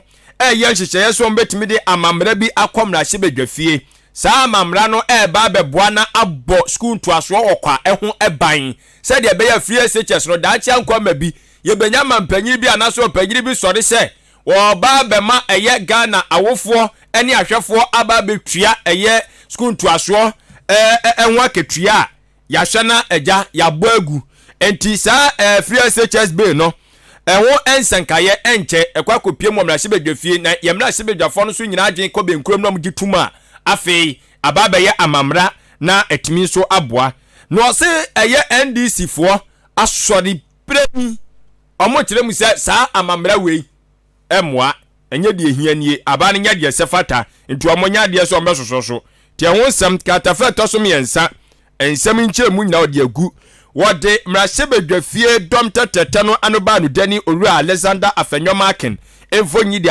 aka asem ne ho ana wode dom ketwa no so anoba no dani owura atofo sen so emfonyini ede aka ho enti unya daily guide ensam nchechire mu nyina no de TNDC fo eka se sa mamra we emwa no obenya mu nchechire mu nyina so ewo ho na ose gama nche so atiasimo watiasim asisi ano wo boaboa doma no wo chese wo se enkaburi mantamu ahunidie fa ne ntoma pa efira enti eye clean agna de bedi ano no kafra abutre clean Accra campaign o chese won mo efrase a chese gama nchana nkasa de ne ho agimu bie enya asem keto akura ne yahefufu nyina yese ya sika o man ka hunidie ekora nimo ana no opimso ba bedi na fisia dai otisi montre so wa akohwe dom etudi akiri ompra kra bepra se ne ye hwehwa akandifo a ewose wo mu yeo na so Ghana ha no ya kandifo yi won be kama gum no ote condition etie ho nsam no daily guide amane ba no pay wode nam abusuafo eno no abusua me de the daily dispatch the obokrata no na eto so otumfo se tutu asantemanwura ena ka kire Dr. Alhaji Mahamudu Bamia so onim so betimi aye adwuma no Ghana foto ema no nko a semampani dia o gidie woni mu so betimi aye adwuma no boss adwuma no beba beto aso na enro manfa na be na omde na ba oboku prempe foni one day off one day on no on and off day is I wait 3 days yeah mom hey papa we so kai wajanda mu a o boy gumbe ala gumbe ala say for what year hey na po no da hey na nkomo mu didi otim say tactical conversation no mo having hwe na po where eyeball to eyeball the mate ni be ma yeah the mate ni be ma oh yeah so no onu nya yira driver na achika no kwa ni be ma no so mate akura umeti ni di ndodo wani bu asaka bibi be on de ni chobo be ho evradia it is possible bas so de wakama so wom asa o ko fa ka remezi ayi oda ha se de do wa fo no be ko no ni pa bas sa nya sem ketua nya hwe bas pika da woni nya owura ye nya re jaja tiani aja yo napo oh sweet napo dog and dog when dog meets dog the baby no go back to no na dog ni dog is ya no so no be hu adwuma do be wo betre no e be wi gase ni nyina ma wa empane kama yo hey say hey we opposite side o come on acho de be dog dog oh okay dog oh okay enyo no anya no bia Meow, Debbie. Okay anga say grandma mi nu na hia It's one very young. Bulldog. I'm very young, Debbie. o be wi abubo do mpe ni mu nyina ka ho It's a dream. ye so ayoma yentie de na po kan yes madam punkasa Jo na napo asamu a waka ne sa Asanteman edo MPP Asanteman eya MPP na MPP so ya Asanteman nti na ombre ye ntade no nti na ne nya asam ketwa o hwa crowd no a epu Endra obi sende me yese niam bia no mo cheche ayi asra o de ma me se me hu that same way anya jo so na mgoye za de no asra ya so what's it o mo cheche ye ba ko bi ma me baby o si oh my god MPP dinner that ai MPP where are the thing munya MPP ni yese father for all father for all asra for ni din no na mpese mi hu no sa father for all kro how ono no waye asra de agu sa ayi akobam konko bi no no kwa bana ni agene dia ogboyi ba mi nyini so cheche o di so me cheche na asra de aba ka bibi wo mo mu hia kope wawu e be se utiribu ni o me na omukoye by election want to see yes no omuka ajuso ma mi bi ozo omoche bi nyini oh se obetimi ajuso na omuka oh yes omuchiche yo omuchiche omu fa kofa process mu is we omu favorite food asra mpacho you wow oh yes ya de ma na boys ni bibre ni age pa na sra na sefwi okay etuti ya we so utirimu ni omenyi na o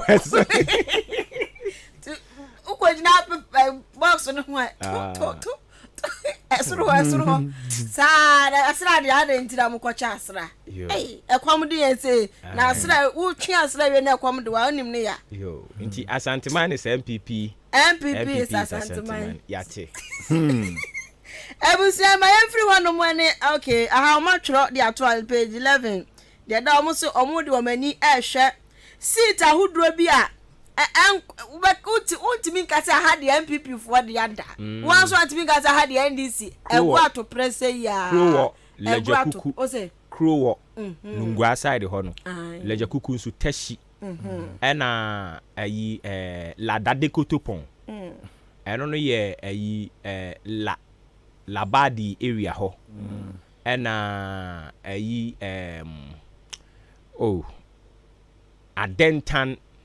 adentan so sa na madina swinge sisi ame no kasa ni nyina wa NDC fo nsem ai ti etimi dane we be dane se etimi dane be dane kasa omo sa na omo to ma ba akwa ha na ba ha omo mu nni nkwankoro sa ewiase de ye nkwankoro di enye won sa nkwankoro di ya sa mo ya ene se odanfo ni ma de ede Missy.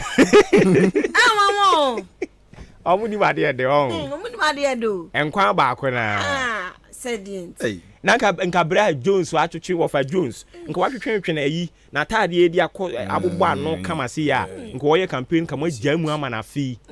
Na ka ma testi na hwe. Ma testi wofa Jones wa hwe. Wofa Jones nyesi. Onye serious nyesi. Asa ka che na wofa sa no. Messi you what? Wofa Jones nyesi yo say. Wofa. Messi you. Na the picture. Wofa. Na so va no document mbre wo secretary timini. Na mi wada this na mi hu am adwuma o. Oh munya serious. Me kan kire om pray. Greater Accra. Anya nyom na nyom adwen. Ana no na wo ka wanti. Wo si wanti. Opani. Greater Accra yes here swing areas no. Na se kai. Na egusu ayaka. Me bisa asem keke wo. Aha. sɛ na kyɛ sɛ sɛdeɛ ɔbaa pɛ kyerɛ sɛ nkwan korɔ die ni die ya no na yɛ pɛ sɛ ɔmo kyerɛ sɛ ɔdanfo nim adeɛ da na ɛna sɛ nkurɔfoɔ no bɛma ɔdanfo hu sɛ nkwa adeɛ da wɔ hɔ no mu na ɔmo nyɛ serious ɔmo nya nkwan no mu yɛ hu sɛ wawie arrange them wawie mɛba bɛyi me hu ano the new crusading guide ade ne ɔmo nyɛ serious yɛ nka nkyerɛ wɔm the new crusading guide anɔpɛ yi mate ɔne bi ni asɛm ba do kora na meka kyerɛ wɔm the new crusading guide anɔpɛ yi mahu yɛwura na wo so ba yɛ nka asɛm bia crusading so mahu yɛwura hakma no wusu agyima wa ha ɔsɛ nkurɔfoɔ tete yɛwura ba mate the new crusading guide ɛna mede ba no owura hakman owusu agyeman ne mfonyi da ha ɛna agya wɔno sɛ de wɔkasa no wosi sɛ asɛm bi asi na asɛm no nyɛ ne dɛ no ɛna ɔde Dr. Bawomia nso mfonyi ato ne nkyɛn wɔno deɛ sɛdeɛ ɔrimu no sɛdeɛ na it is possible na owura hakman na wɔka kyerɛ yɛwura Bawomia ma nso wɔ mu nada Bawomia because na na do de ɔno no yɛ hu in and out na ɔma di mu na ọmọdé náà yẹ mímọ sẹdẹ bẹẹ kura. nana do de ọno yẹ. nana baako tó sùn mu náà ọno sùn di ọdún yẹn kọ́ra o. dẹbi bàrà náà do de ọdún serious. yéèrè amahama. ọ̀n sùn mu náà. ọ̀n sùn tùmí mu náà. ee wọ́n sùn mu náà mú dúró. saa tẹ banana do tops ọ. ee saa ado tops ọ. ne yẹ yẹ kọ́ ọ̀hìn náà ní o ti wọ́n dọ̀bọ̀ dọ̀ tí wọ́n yẹ fídíò lọ́wọ́ tí wọ́n yẹ sticker. Sorry. Okay. It was more pressure no. Was so more pressure no munyai. Okay. Omunyai one was sitting china fan running mate mrano and your shit. Maybe I'm not in support of almost say yamfa na pumrano. Na pumu awon. And they may catch mu pain. Omono don't what is written is written. Yeah, me boss. I'm carry you. John Kuma. Dagrada. The message I don't know. What is written is what is written is written. Yo. What is written is written. Omo try no match. Omo ni mu yi ayenso ni mabato. Ne mama sawa. Ne mama said ne mama said. Na podi me say. Yehunu yewura na post what tare yewura ba omi achi se ono ne rani betia. Se ne na no na otumfo ka no. Ye de abufuo kom ne ani bre. Era beto sa aba no atia wo. Wo asembe ya ka kan say be shiwala de yi. E be shiwala ewu. Ono ade wo. We abi na ata na wa. Ata na abi na wa. Mu fiti kwa ya ne yampe no. Ne bai. Mo fa ne me. Na mi ese masem. Die. U ka goto na so beto. Enti yate osime mo bi am pressure no. Pressure da mo de man no osimunyai. Munyai na eja.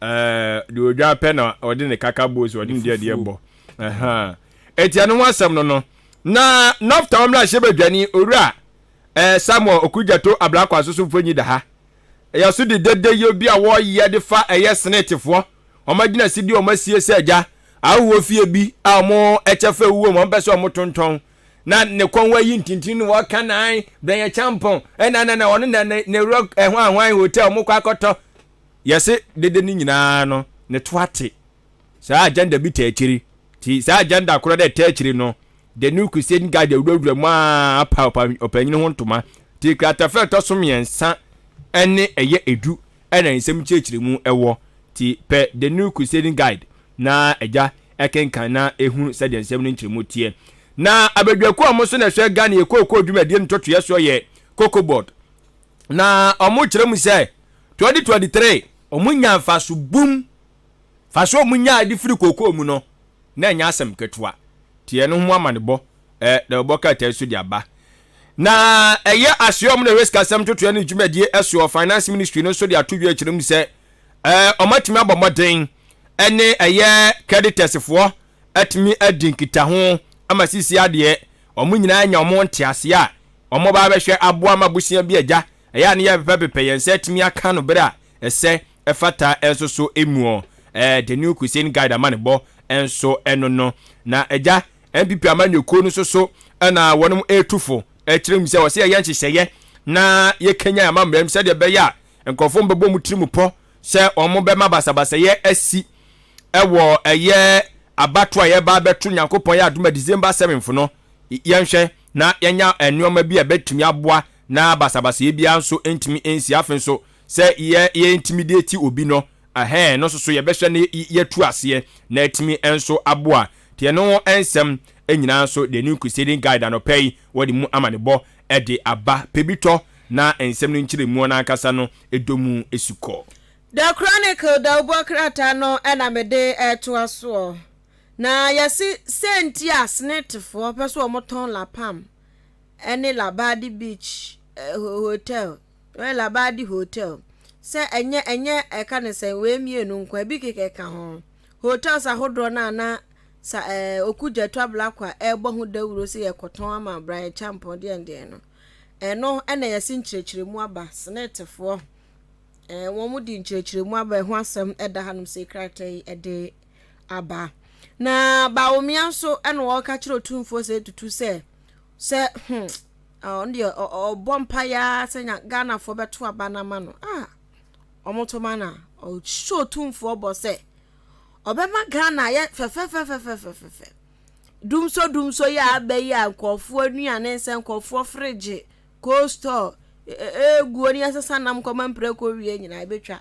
sans wo di solar beye adwuma awie ya na ebogu kwai se vitamin K o se vitamin D o anu ya sapia una mu antimi kra ebogu kwa odi beye adwuma na odi a produce light enamodin di amafe keteke ehun dwumadie no so obehwe se beye adwuma pa railways ehun asam da hanu agya wo hye ho bo wa hase kratai edi ni nyina twa ho mfoni aba ne wakoto opemso animu se ya wo hye ne bo na opemso nso ne baomia ehia wo suru ase ha nso jai yellow no a kokosa de na 24 minutes ya nenem yellow sisi dey for corner wo mu hyem se o magwa godu suru ho o madu north no alankwadwo kyerɛ maten alankash ehye bo se ha no ko nso na emobo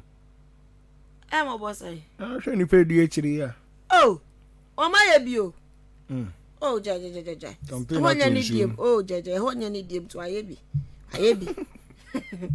north one wo kwadu no hye bo se obesisa northern region this your magic chechem chese esuru ho de obema ho kama na se enuane bebrebe a yedi wo krom ha nya afiri ho na eba nti odi sika be hye kuayom ema chese kuayon nsem nso agira ne nanso ewo soro nti bo hye all hye enono na quotation de ba Ecclesiastes chapter 11 verse 12 obi nim yire voice mu na medican Ecclesiastes chapter 11 verse 2 Mr. Yana wakenkan bi pa anape yo nkwaje ho adwuma the Chronicle the Bokrata Adishimama mede the Bokrata watu din se daily graphic okunini na wade eye mrahye bedwamu dom tetete na no ba no dani owura afenyo marken fonyini ede aba afutu abato mpesua so mfimfini mantemu mrahye bedwani eno no ana wo kyerɛ mu se ensamtwerɛfoɔ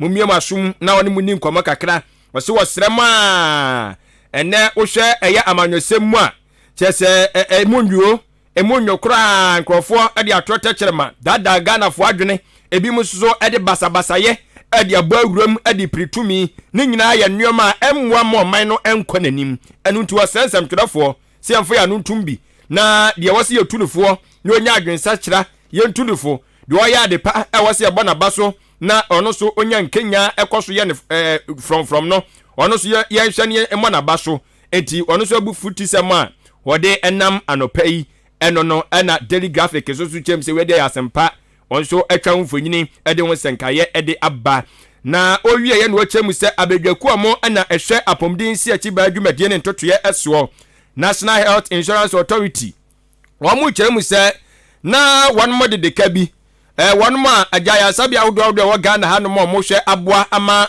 ɛyɛ health insurance scheme na timagira brand no mo de mo ka ɛno ɛsom Ghana cedis no opepem ahasa 300 million wose o matumi abomodin asa sika ni nyina o matua asisi ade ɛyɛ asɛm de ɛno so ɛda ha no mo na ɔkyɛ sɛ aban ɛnso ɛhwɛ de mu sɛ bosia bi a yɛ kwagyegyegye na agya yɛn ho kyere yɛn so ɛwɔ sɛ kyenkyere atwa yɛkɔtua wɔkyɛm sɛ aban sɛ sisi ano yɛntwentwɛn nneɔma so ansa na yɛnhwɛ anim sɛ kɔdu 2026 no na yɛtumi ahwɛ aboa ma gya wɔn ma yɛde wɔn ka ɛka no bu yɛ kɔn mu no yɛtumi nso ahunu ho nsɛnkaeɛ sɛdeɛ ebesi bi ɛde ho nkɔmɔ akɔsie tie no asɛm na ɛbɔ katai ɛnso so ɛde aba ɛwɔ ha nom na agya GBC bank foɔ nso so kyerɛ mu sɛ digital no ɔma hu sɛ no nso yɛ adeɛ baako a ɛboa paa ti no ɔmo ɛnso ɛhwɛ anim sɛ ɔmo betumi afa saa akwan no so ama bibia nso akɔ n'anim ti ɔmo de app bi so de aba GCB mobile app nti ɛno nso ba bɛboa hyɛ nneɛma mu kena sɛdeɛ ɛbɛyɛ sikasɛm ho nsɛnkaeɛ betumi nso agyina brane daily graphic ama ne bɔ anɔpɛ yi wɔde nam ɛno no adehyema ma pɛ bi tɔi na wososo ɛhwɛ enya nsɛm no nyinaa mu ɛnkyerɛ aseɛ sɛdeɛ si bi fa na ɛteɛ daily post da ubokrata no enso ene yade to aso yi na yase ba omia edipa twitwiri di ebo dompem edi na chi ye dede ye hu video so no eni pani wom do so papa ene drone atwa amfoni nti o mapampam nyina ye hu yi enipa ne do so na kratai ya wode abanie wadane no anas akwahwehwemu ni hwehwemu ode aba ya akopekra betu mu nchi behunu na bi kuro mrawura mu hu saa de o matwra gu hei o mo kire se nipa dompem a ebode mu asante mantam pu ebedi Dr. Alhaji Mahamudu Bamiachi nyada no yetua obi aka 200 cedis ede bia 200 cedis 200 cedis 200 cedis 200 cedis 200 cedis 3 days to 246 not just 600 wow sikani mo de so wo mo no mo konti asamba so mo be chirechirem ti eho asam da ha krata be na kan yi agenda nya me kase de ono ne ya ode na na do picture bi sa ba ono ma ono 200 we kan sa asem ya wo be gine di ne nipa do ma say yara propaganda no so me ba wo propaganda ne bi mutimi hane o mani ye propaganda o ehumpu I know say politicians they are capable of bibia but usa ade ne bi wo na o kan e wo so di kan bi sa ho say ade wonko ani nyansani a wo Ghana na ana wo kan asem to ho no obi amfa nkwa dwendwen mu masa na was any people be di man yachi osi yeti obi aka 200 3 days no so wo ka say bi omo adi na chi it is possible bas ni mu dia na no kra so omo mutim possible da kasa ka ne de omo mutim ni yayi o MPC ne it's possible card e mienu sa mienu okay ono no oba akumu na card de otimu 200 cedis order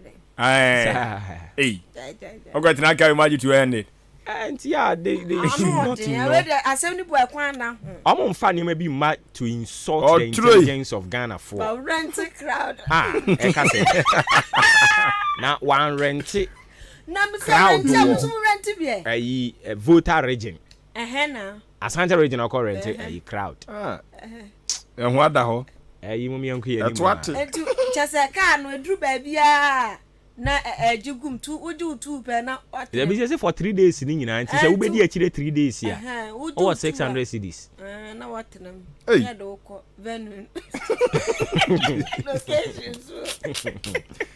na bueche say ni agayo so creative employment ni bia no ka say indirect say one call we one day 200 indirect what employment be de jesu obi akoye adwuma boso me ne man 700 now o di 3 days nya 600 them John for them casting badali post pa okay I think so bia wode de agenda ni modru on de wasusu anye wasusu kura mama hu ada ho we di anodi na ora Clement Park so na da ha ya ono so anwen ne sin was space shana come say minority will support the free SHS bill. Now say minority for aya crowd say free SHS bill be no so no beba parliament no be support ye ho asem e da ha no mo beta akire bi. Yes you do be ya you. Ba ko di buy was o mabo agu. So mo support. You so mo support nti one. Amon ka so mabo agu. Say me not to be one. Na me follow sa story. Amon ka so mabo agu. Yeah. But the omo kan say bill na omo de ba no.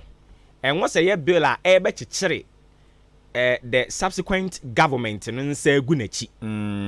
So ntimi nya ho crash. E na review bi wo hodum ba bi wo hodum so usiesie no mo de mra na ba be chichire won sa say untumi mfa won sa nka kra. Eno no waka say sa mra ne de ba ombe yi ni nyina afiri ho. Eno de omo no omo de besi agan pa. But say bill ne de omo mo ta akiri. Me say me firi kan ya che. Say bill no enye 6 months ya ka mo be sori akoi na wo senka mo de ba. O senka mo de ba da. Because free SHS no ya anya mra nta akiri a obi a betimi ya be ye afiri ho. Untumi nya ne hwe. Yes we mu so ahye da chechire bill ne de aba. Na minority for no ebo to go as yanka so mo pe aha support say agenda kese share basi enya de sa obi ko fa LGBT ba mo nsesi for me say mo ye o mo so mbe support mo famra aha me ya yasek me hu not to be one finfin dabi o mo so mbe support mo famra so ati ase mo famra e beta echiri o na bu be no so unim dia o ka se bi so unim bu o se yesu unim tie o se de we say mo nim kasa yesu unim tie aha mo famra enti mo nim brofo ne twira yesu unim kenkan enti mo ntro famra ye be dia tumpa enti se o mo nsem nyina ka o mutirim o mo nsen ko mo be ka so mo nsen ko mo be ka ho asem na nka minority na ye mpene yanka so mo mpe free SHS no anyway do mo se mo famra kill it Omo se mo famra mo famra isa intini papa na sere no asre pai omo mo famra mo se mo abin mo famra ayaka ajuta o ya na ye nipa ni bi se apart from no ye nyansani bi ni Ghana bi em ho ya se mo obi edi da ho ya go to abanu fe wo na enye janu na fan ba escape go to ya de LGBT abetechere mo ko e se mo amfa ma e beka se mo kwa na mo mpe SHS yi LGBT abetechere mo ko o so bada hwe o so de aba abetechere ro ajotum the planning committee na amfa kura so mo za go review ajotum za ko ba na yesi minority fuanso wanom ama ban no don hwere mako aduonu nan 24 hours se enuro bi abeka temaport ho ye ka sei ohinta dua kire bi abam Chris crossing bi abam Kanta cross abam tinuoma no gusu ye wo ho nti wo mo hwam kokle man kle nioma na amba na duro no se wo se be di djuma na embedi a ene ho asem da minority for no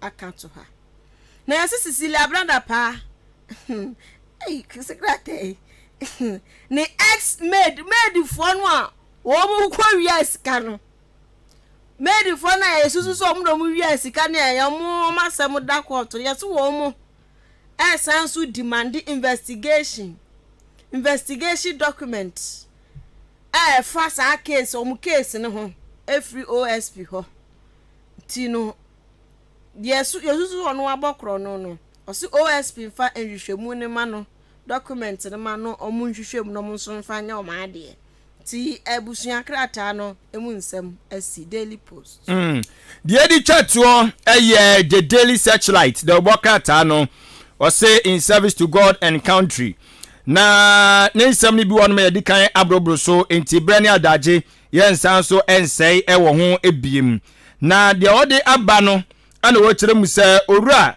wo hene nto ana ekasai opanyini MPP amanyokuo no no no de general secretary ohun so besom as general secretary e wo MPP amanyokuo di mu na afrafranto eye na adwe se ontimi ni osono enante biemu no no so okay ene de ayen de bene afrafa to benante ti se ono we di movement for change achi gidigidi enya asem ketwa ene wo kire mu sai e wo se otumfo ti kokoso o se dutu ababi asantemawura ene eye ankane Ghana man panyini owura je ekufo e wo se mpanfo mienu wo mo e support Alan na Alan etimi beye man panyini sadia be obetimi atekere eye aban a nkabom ewom na etimi aboa moman no akonanim de ntia eye ohini nto kasa asem we no katafa tosu mienu awo daily searchlight mu wode mu nkyeremu nyina ede agu na wokai eye one student one tablet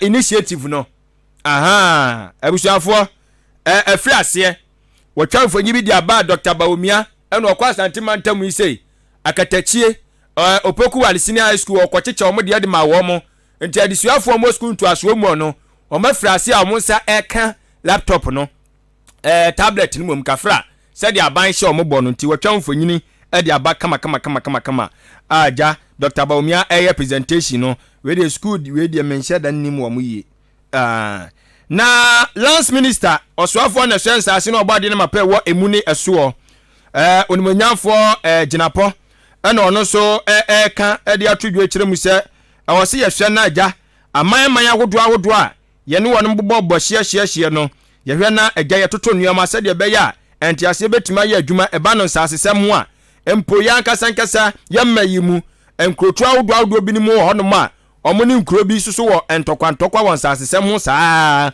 nti yenya nhyehyeye na se de be betumi aboa obi anim se bi aboabo yasase koka ha asanefo de koka ha na wesu de koka ha na atimi aboa ama enyoma so atimi akọ eye enkan echenu asem de boka tai e de aba na daily searchlight de kire mu se coming soon boboba enchekura ehun ba beda ho wo chese sikasem ehun totuye bi a chese enkrofo bi one mudi nya wo mo ho setam okọ eye customs wa Ghana Revenue Authority so sa tax waivers no was say ehun nsem Chinese company bi anya asem ketwa wo so so ye de bi ama wo mo a chese enya kwan paso ti emu nsem no enche the daily searchlight so bebo mu nkyirimu pebi toy na no so ekenkan tumu enchene na entimi emwa eye de asi okay ma me na mwase na ja yemfansi anso ne sa okay bre no atwene mu ne yemfansi na yenhyase yenkokon ahoma ne so eni enkomo birthday wish bi wo ho no mu ana afia bibia asa ni ho okay memo na mechia asi asa ne de megusu a mechikere busua no wo ho a monyere mo ho se wo afafa na afia nso afafa enche ni ayo ne no hema yentie mu enche mbejo mu uya was ti ma menchia owura Francis we de me name okay ana Madora ya mechia wo mo omo asane omo okwan ho no ana dabi we wono no wo asane health center na chiri ho LC school mu ono mo isi a omo so ho na ma Joyce na wo kwan no ho asane fo so omutumi so ya nwanwade o sa na school park so yes ya besi clinic isi nkwala no mbobo nsasi bibiri be wasini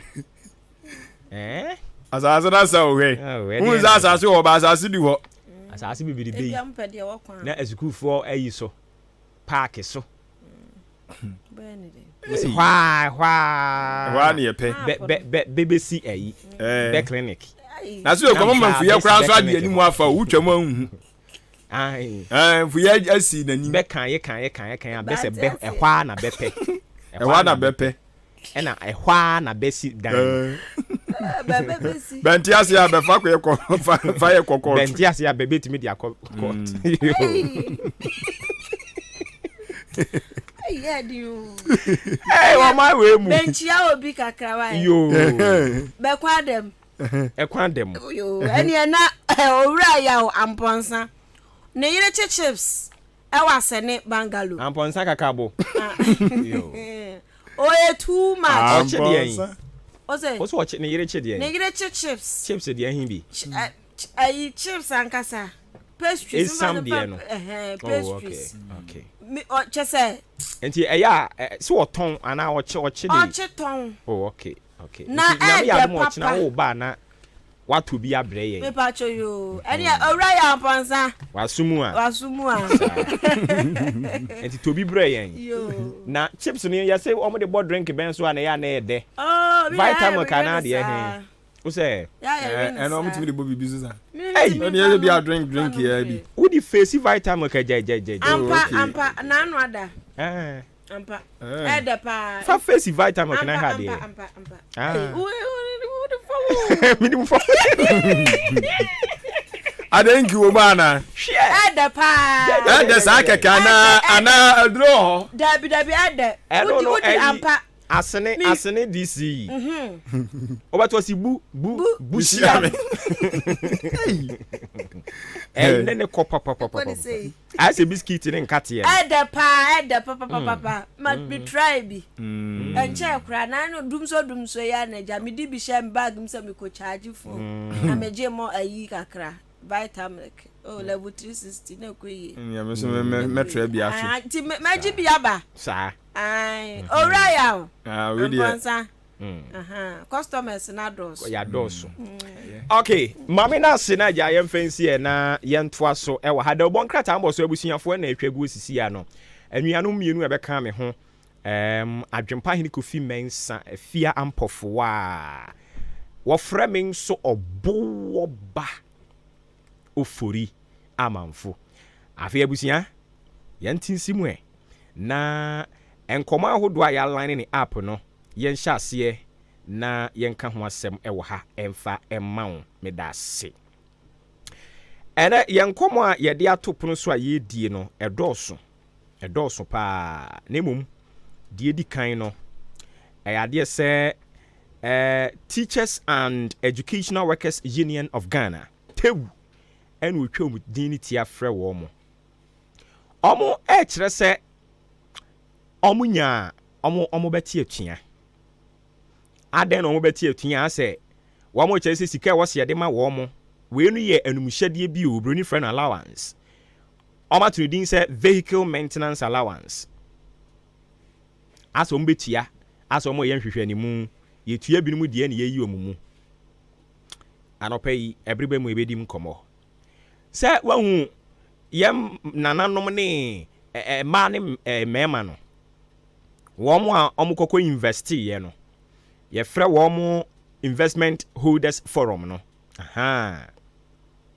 se na anu se ye ni Dr. Edua na ne kasa wa ha na doc o kire se still a demonstration on beye picketing omkwa de sa na omfrɛ borofo no na picketing ni demonstration nso ye wom picketing ni de nye se picketing no ye se omutimi ye din omo basa na omo nyina timi gina ho din omu a na ye se ba ko akam wai motututu mani ye se de na call so picketing ni de nye eno onu sum keten omu a na ye se obi ajai kwansan ahwefom na agi kunkuron na hwasan ye din ye se juma emrewa ne nkwakora na die no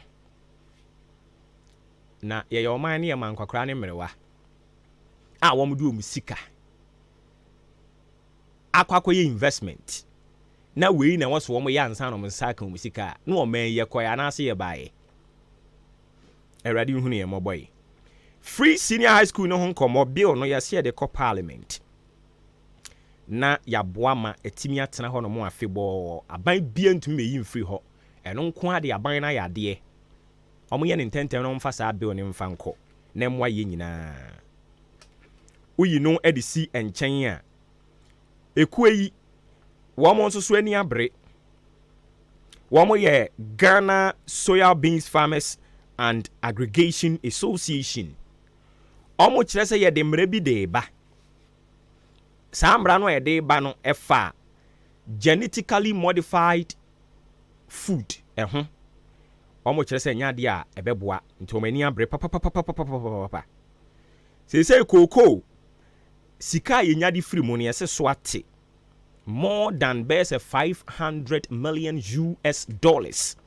and a drop we yɛ nkɔmmɔ ɛtwetwe aso ɛwɔ sɛ yɛhwɛ na yɛdi mu nkɔmmɔ ɛde ma mo abusua nkɔmmɔ no bi ka wei ho yɛnsa ɛka mpanimfo a yɛde wɔn bɛba ahoma no so na afei yɛne wɔn ahyɛ aseɛ atwetwe saa nkɔmmɔ wei ɛde ama wo wadwenkyerɛ yɛhwɛ anim sɛ wode bɛfa 0533 89 kafra 0533898915 0533898915 fafa ofa bra na yentumi nhwɛ nkenkan ne kama ɛmfa ɛma ho Afrakuma Community Hospital anɔpɛ sɛ menka nkyerɛ wo sɛ umpum ɛna ɛdodo pɛ baabi akɔgye ayaresa ɛyɛ na de wani akyerɛ mu Afrakuma Community Hospital san sɛ wɔn abin sɛ gya department ni nyinaa bi wɔ hɔ facility no wokɔ hɔ a wɔn department ahodoɔ OPD deɛ wɔ hɔ lab theater labor ward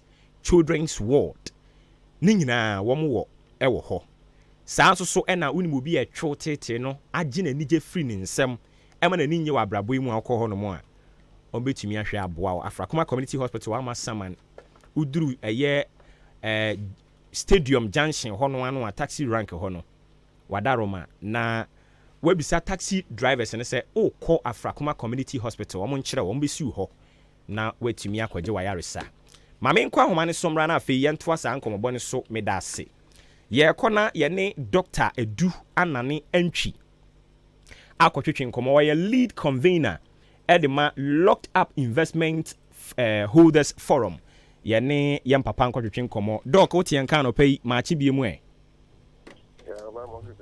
nyame ahu yɛ mɔbɔ na wo nso ɛna no ɛno kasaeɛ na moadi kan akyerɛ sɛ mo demonstration deɛ sɛdeɛ ɛkeka kɔ ne yaa na mobɛyɛ ama mpa mokɔ ne nanenam hɔ kakraa ɛnra ɛsɛ hunu sɛ masan akɔ ne nam hɔ biem is it that mo nsɛm no a moka no na munyanya pani biara nsu nkyerɛ ne ma ne nka sɛ mommra ne yɛnsi nkonnwa enti na mogu so a mokɔ so yɛ deɛ moyɛ no anaa we need a short to me. Yes, I just said, the man, and they are called 2 minutes and on here, going to my senior on the phone. In general, it's right. And for still, the minister, and I deputy minister, and I need the more. Or one kata, a factory and say, who to go in the man who come last 1 year.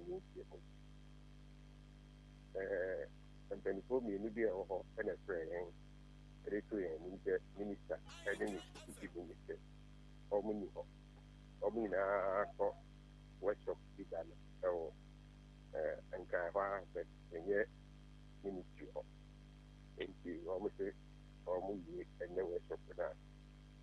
The head, so my friend, I have to see.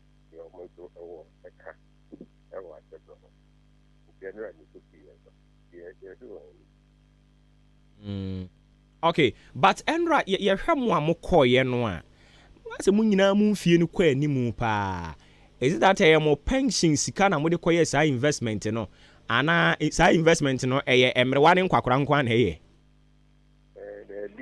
ne da bia meka ne sɛ ɔma yi mu mmeranteɛ ɛntiki aseɛ ɛnyɛ investment ɛntɛm mo a motete hɔ nyinaa meka sɛ obi mfa nkyerɛ me investment wɔ hɔ a ɛbɛyɛ den aseɛ bi ɛne tiki aseɛ ɛntɛm ɛyɛ investment yɛtwɛn a na yɛdi bɛyɛ sɛ 45 50 kɔ no a yɛhu sɛ afei deɛ ɛnkyɛ biara yɛbɛfa homdiem no saa berɛ no ɛna na yɛadwene yɛda akye ho atiki aseɛ sɛ yɛyɛ investment nti investment ahoroɔ no bebree naa ɛyɛ wɔn a monsuɛ ne apani wobɛhwɛ abo sɛ ada sɛ wobɛyɛ ofiti ase ayɛ a ɛbɛka bɛyɛ 10 years no akɔ pension na ɛbɛka 15 years no akɔ pension ɛna ne wafiti aseɛ sɛ wɔyɛ investment nti onim sɛ ntɔmmerɛ asisi no bɛba bɛtoro no ɛnyɛ biribi kakra to hɔ a sɛbe ɔde bɛbobɔ no ho agya ankasakasa sɛ sɛ wosuadeɛ a ɛdeɛ wo man wei mobile phone, which be 7,000, number of cotton. If it's a mobile phone, 7,000, so penny going to move people at 7,000 this year.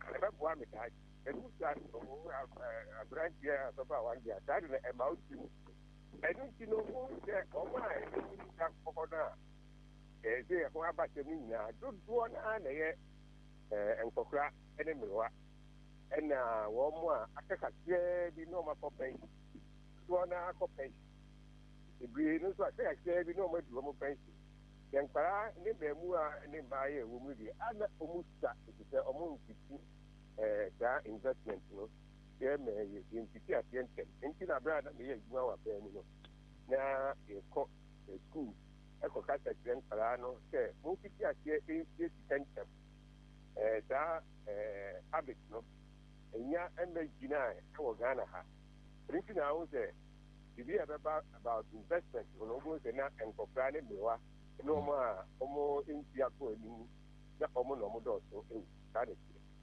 I see. Nti wadaroma after sɛ nra nso mo kɔkɔ yɛ deɛ tɔ so mmiɛnsa no afei deɛ moanya pani bi ama wafrɛ mo anaa deɛ tia ne teɛ.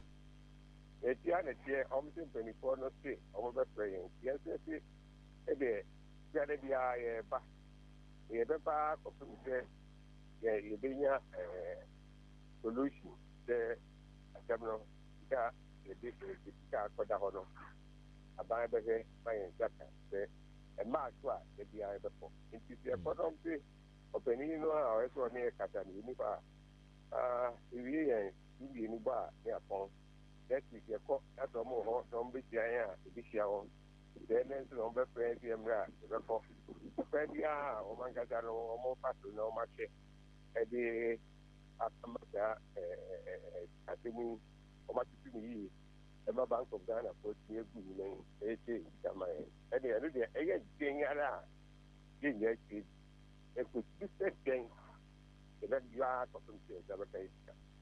Ɛna sesi ya no nso mu nyinaa mo wɔ pension nti adagye a yɛde dan aka deɛ mo wɔ bi paa. Ɛyɛ wɔ bi ahoɔden na ayɛ a ne yɛde kɔ no na yɛ na yɛso yɛate ɛnso yɛbɔ mpa yɛ sɛ yɛden a nnipa kakra a bɛnya ahoɔden no na wotu biara sɛ wobi antumi amma a the next time no wobɛtumi aba kakrakra yɛbɛyɛ akɔfom sɛ yɛbɛka yɛ sika.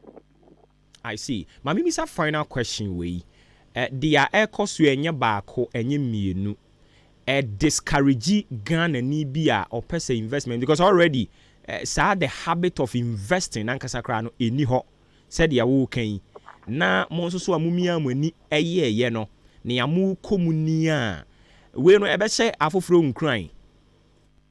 Ɛno ne adeɛ na ɛyɛ me yɛ titi ɛtan sɛ adwuma na meyɛ no na adeɛ a meyɛ a ne sɛ mebɔ na metu nkɔfoɔ sɛ wontie sika sɛdeɛ meka sɛ yɛkɔ secondary school yɛkɔ objective ɛkɔyɛ sɛ obiara mmɔmmɔden sɛ ɔbɛyɛ investment nti sɛ ɔka investment habit ɛnyɛ ntin ɛwɔ Ghana ha ɛnti sɛ yɛgu so sɛ yɛtu nkɔfoɔ fo sɛ ɔmo nyɛ investment na sɛ wɔn a ɛte so akɔyɛ investment na ɔmo investment no ɔhaw aba ho a ɛneɛ na ɛbɛdiscourage obiara nso sɛ ɛnɛ wotumi kura nka nkyerɛ obi sɛ osie sika wankasa kura papa no woba wotu no fo sɛ osie sika wɔn bɛka wɔwɔ akɔsie bi a ɛho aba kyɛ ɛde ti ne hia sɛ ban ɛyɛ ne ɛsɛ ɔyɛ biara na yɛtumi ɛyi saa asɛm yi firi hɔ na ɛkwan no dɛm ma obiara ɛnyɛ suro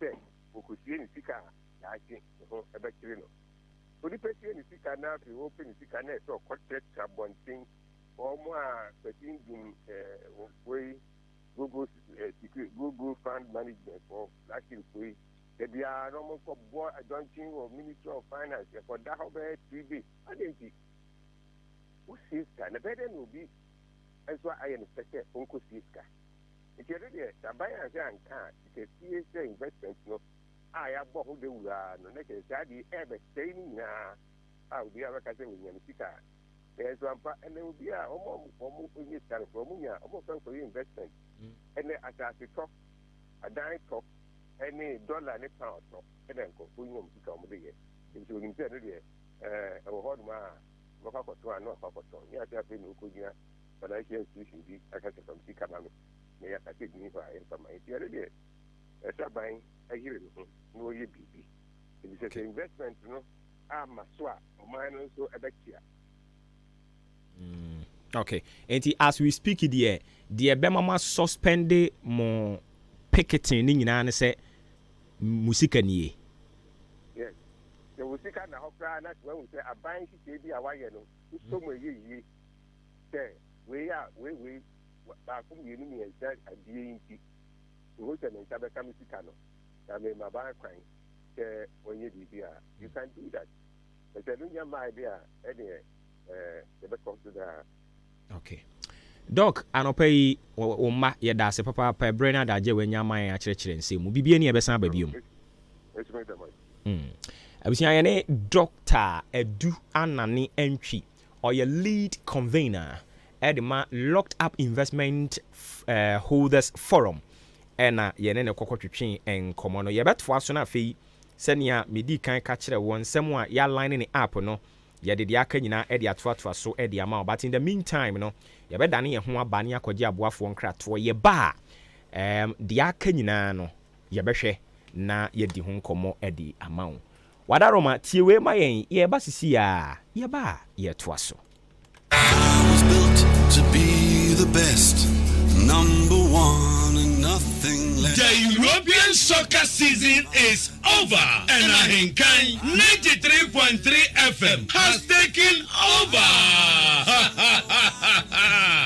Ahenkan Intertowns Football Gala. Now we there a bust it Nangasa. When the bra will bet me actually what Adwuma-Adwuma our ball boom. You hear me say, when you grow a baby Mrantia Makumaku Eduma 18 man squad. I be Jim Ediamo Crow our Ahenkan FM Intertowns Football Gala. Let us be in the town team ever. You hear me say, Ubeba Ahenkan FM. I will achim Abuabo. Your front desk, no other form. Forms a free, affiliation fee, a 300 Ghana cedis. And Master Kwenya we empower who na Empire na Ega, and Nigen, Jama, Mumumbe, Kromube Dankasa, the sports team of Ahenkan 93.3 FM, Ebestom Group BM, near the live commentary Abramo, Wamra, Yesi Sakai. Now, we got the Jama section, we got a good over the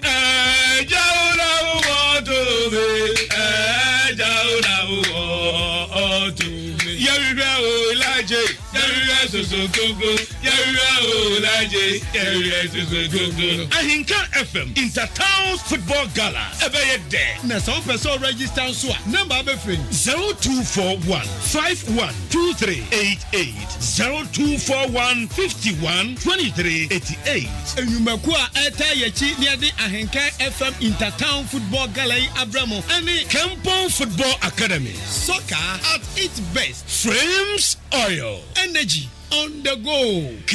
Asanso Furniture. So whoop furniture papa a new fee. Downwook Enterprise. Say eba hardware e won kranin important dia oteso Enkasa Fabrics. Whoop fabrics papa apam na fatawa enwane enkasa Angel Bakery. Eye pano show pano de St. Philip's Enterprise. Enter the penyina fee. And a vitamin. Eye duani enkasa. Ahenkan FM Intertown Football Gala. Eba fe bay. Eba ya piso. Kashe bay. Stand up.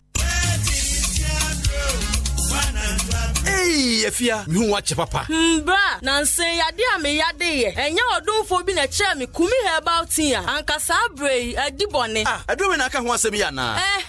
Ebia. Kumi herbal tea there. Eboa ema enkwamo woni paduam gyan na so ye. Na sanya hoden ekutie nyarwa hodo a woni paduam. Eye tea bag anopa bia oyi ba ko de tun so hye mu a. Minute be se du ekosi dunum entem no. Na wanom. Enwure nso saa bra wode de wi a wo koda. Enipa do pi ananom kumi herbal tea ni bi. A wodi ho adanse. Oha hodo bi e woni paduam no. Kumi herbal tea ebe afi ho ama. Sano nso se oba pemfo obi o makoda nufuo ana akoda woni mfinhia edu de adre wontimi enum bi. Ubenya kumi herbal tea ebi ato e bia oton nro ahodo. Kumi herbal tea Yesumo Herbal Center ensano adwuma. Dr. Paul Kumi Minta daso ya no. Obetimi afre no e wo 0248 716402 0248 716402 ana 0503 785656 0503 785656. Kumi herbal tea ana eye immune system support. FDA age adwade nkratoyi atum.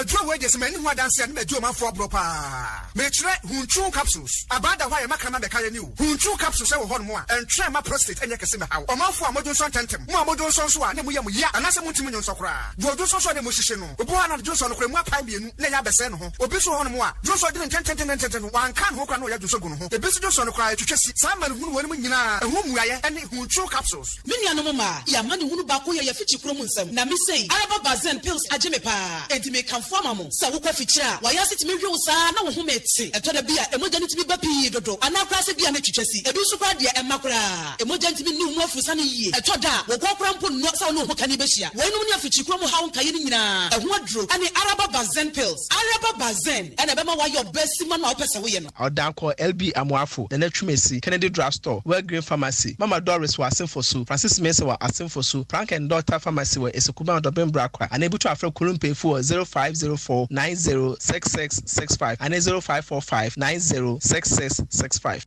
One day. No be 2 days. One day. Only one day. One day.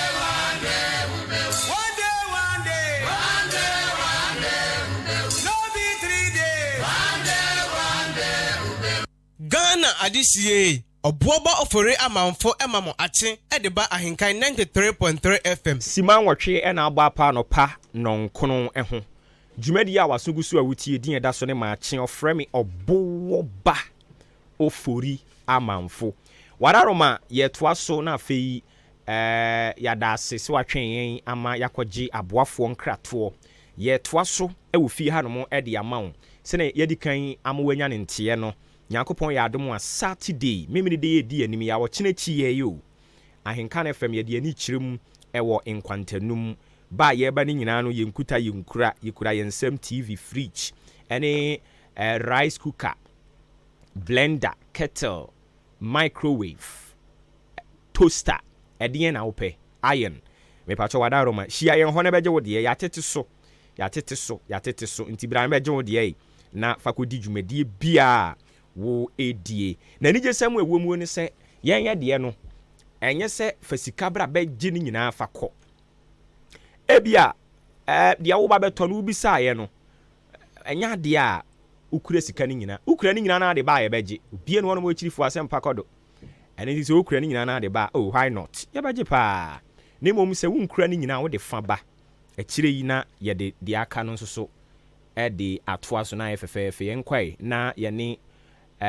Uriah Iron Sam enkotwetwe nkomo ni nyina free SHS bill a ye de ko parliament no yenkodi ho nkomo kakra ma me wote Ahenkan FM so ni ma che eni ampa cho me je so bibi aboko de nyame na adom ye ho ye ye de radio ase na wadaruma o minimu ara se wate se mrahye bedwafie ade a aban yae na dwene se wode emra bi bekoto ho na omo agye atum na ba bebo free senior high school no ho ban menimu se matia motie no muso musan yo mini ameda se na mefa akonye su di ntia kese ama otiefo nyinara na yadama se so ewa bibia ngita hodi a moni yendi National Council of Parent Teacher Association le tansu di ntia kese fi yasiye edi magana fo enyinara titu ni awufo wa Ghana he na teacher fo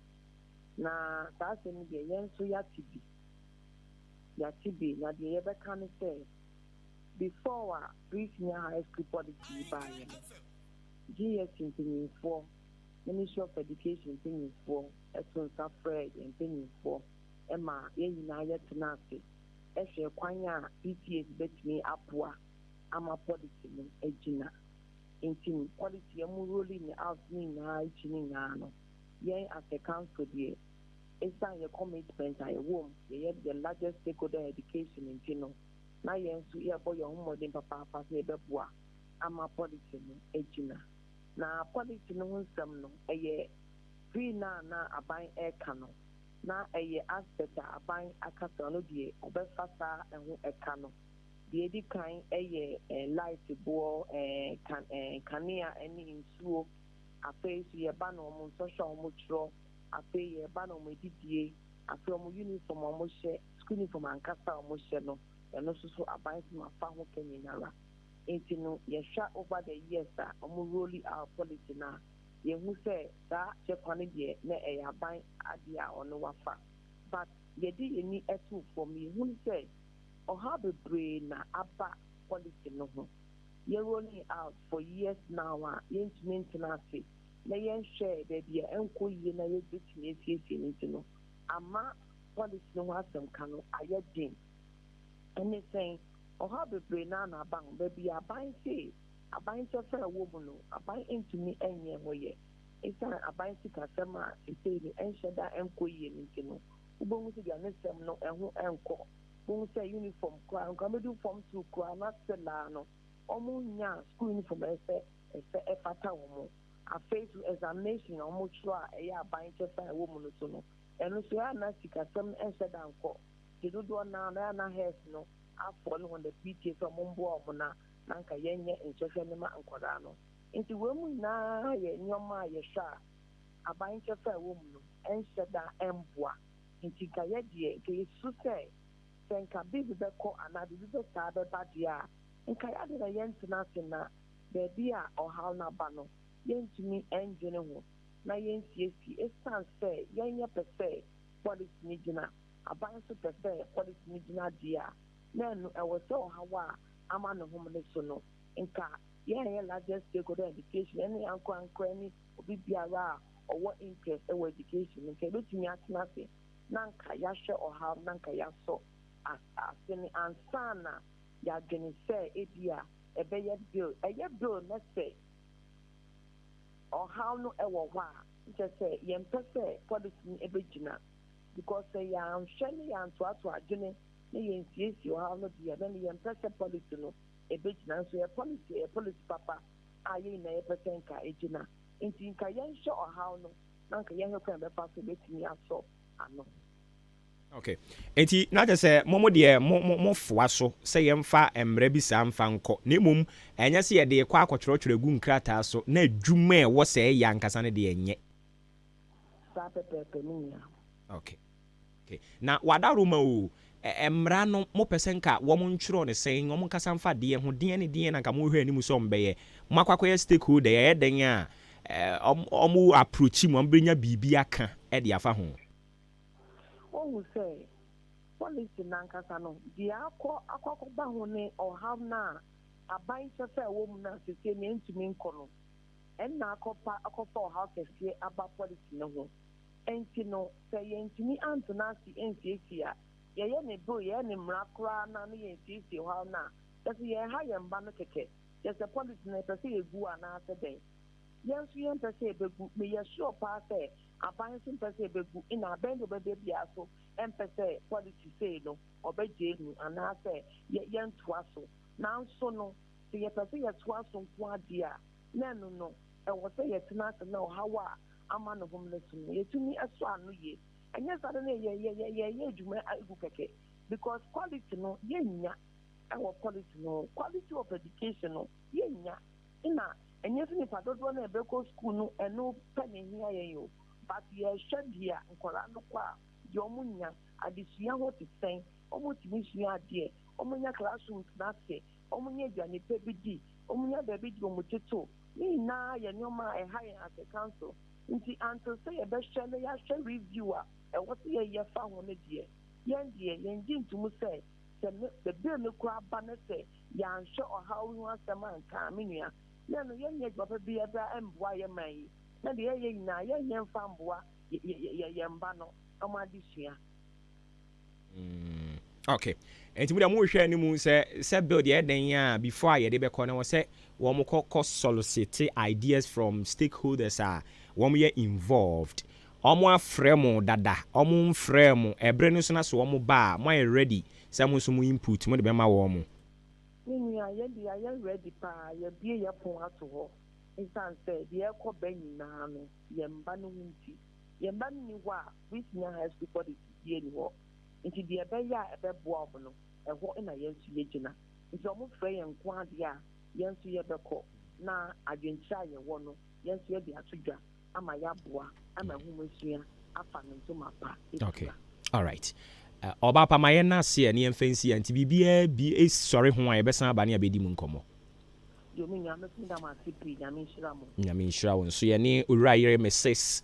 Irene Sam or Kasama for PRO Edema National Council of Parent Teacher Association and the Nenekotri and Common Sima Edu and so pepe na ba pa no nkron ho ma chini dwumadi awugusu awutie Ewa Ahenkan 93.3 wadwen kyerɛ obetumi dia 0533898915 fafa bra ne yenkenkan ne kama emfa ema free senior high school yen nyina yefo so yemfa mra na ensha ban bi obeba kete mema ne kon no da so obeyi afiri ho na emom emra no enwo se tintintintim de gu ha asa keke ewo se eye adwuma enti we ni sei na wo senka mo konkrofo ho na mo ko gye won adwen kyerɛ de fa ho na mo de ye mra no we wo nko omo ekɔ tena air condition mu adwen de amayen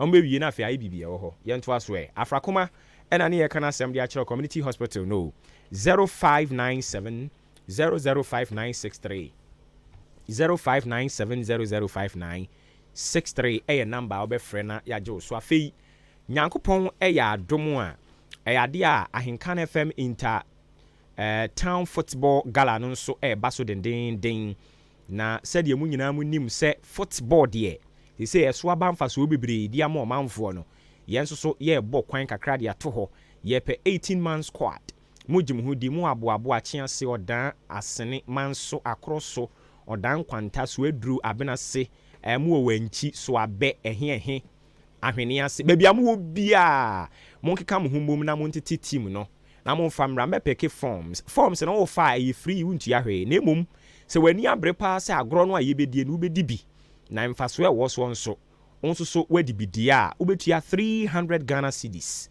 na wa eno no ye participating fee a ye kire sampa wesan wo hwene so wani abre na se wode wo hu wura mu a agukansie no koso no mpanimfo be free Kempon Academy Kempon de mu amunim se ye kanu sika yemfa nhye niema mu a wa bin seja obeye de amount me pacho womba be scouting utiriye yi a obefam anya akwanya Ahenkan FM be ma branded jersey sanso na trophy da so akyede ye ka ho ye buburuja wani je ho a na wa ba be fa forms no me pacho number yi am di to dwai o mfren enma na kwankyere enyo na abe kyere me ka ho mo ntiro medin wani abre pa mpacho ye se de asem ehia no otu ho kwan 0241 512388 0241 512388 ebia na we no eye ekwan kese a ebebie di ama obi e ba chofa ho hyem bi na onyankopon de ekwan ofa so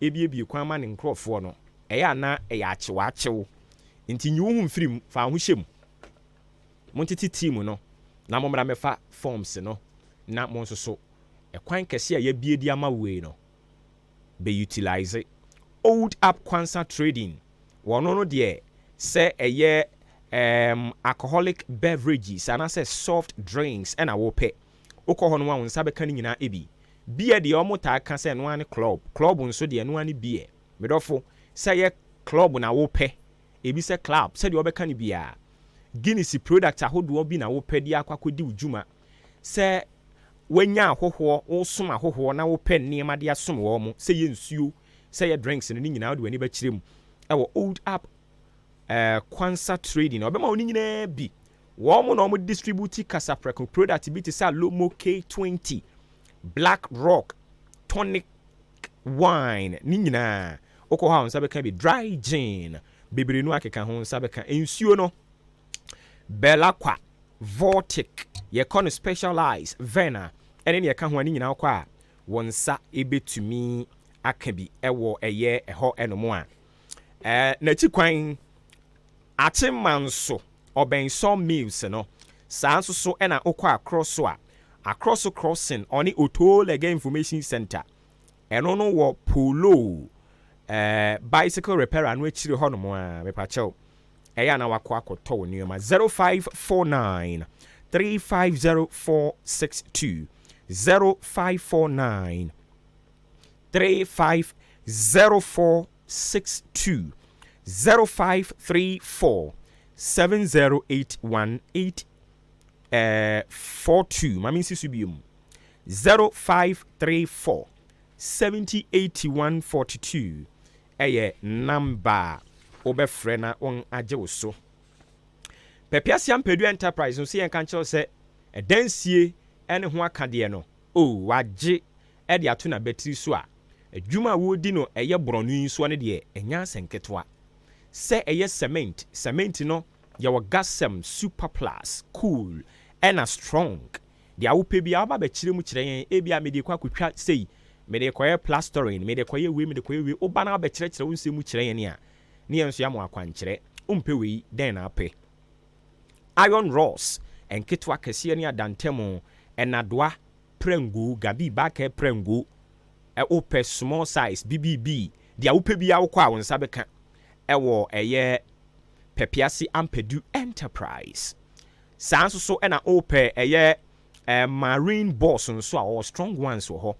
Nkyɛnse a de crude nan so a udi agro de bɛboro ɛdɔɔso paa. Brand bi a wate din ne ho akadeɛ. Nipakyɛ wo nsa bɛka. Woyi no de si nkyɛn ɛwɔ binding wires, wire mesh, headpan, shovel, block machines. Ɛne ne aka ɛka ho a woba ɛyɛ Pepiasi Ampedu Enterprise a wo nsa betumi aka ne nyinaa ebi. Otwa blocks osan so ewo block machines ewo ho ne blocks ne free 4 to 6 inches solid and a hollow oni nyina o afei o supply nnuane abo quarry dust cars wo ho eni nti dia wo pe biara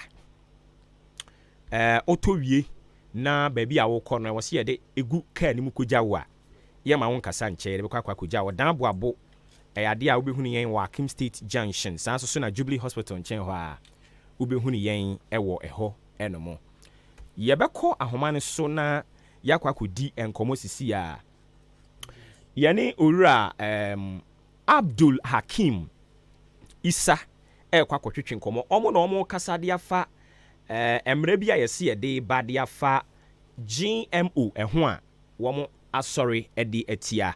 Mr. Hakim, a very good morning and welcome to Ahenkan FM. Good morning. How are you doing? Yeah, I'm doing well. Are you? Yeah, we are also doing very, very well. We want to know what motivated the organization to consider challenging the law prohibiting the GMO soya bean commercialization in Ghana. Okay, what happened is that there is no law prohibiting it. It is rather government that has approved 14 varieties of GM seed for soya and maize.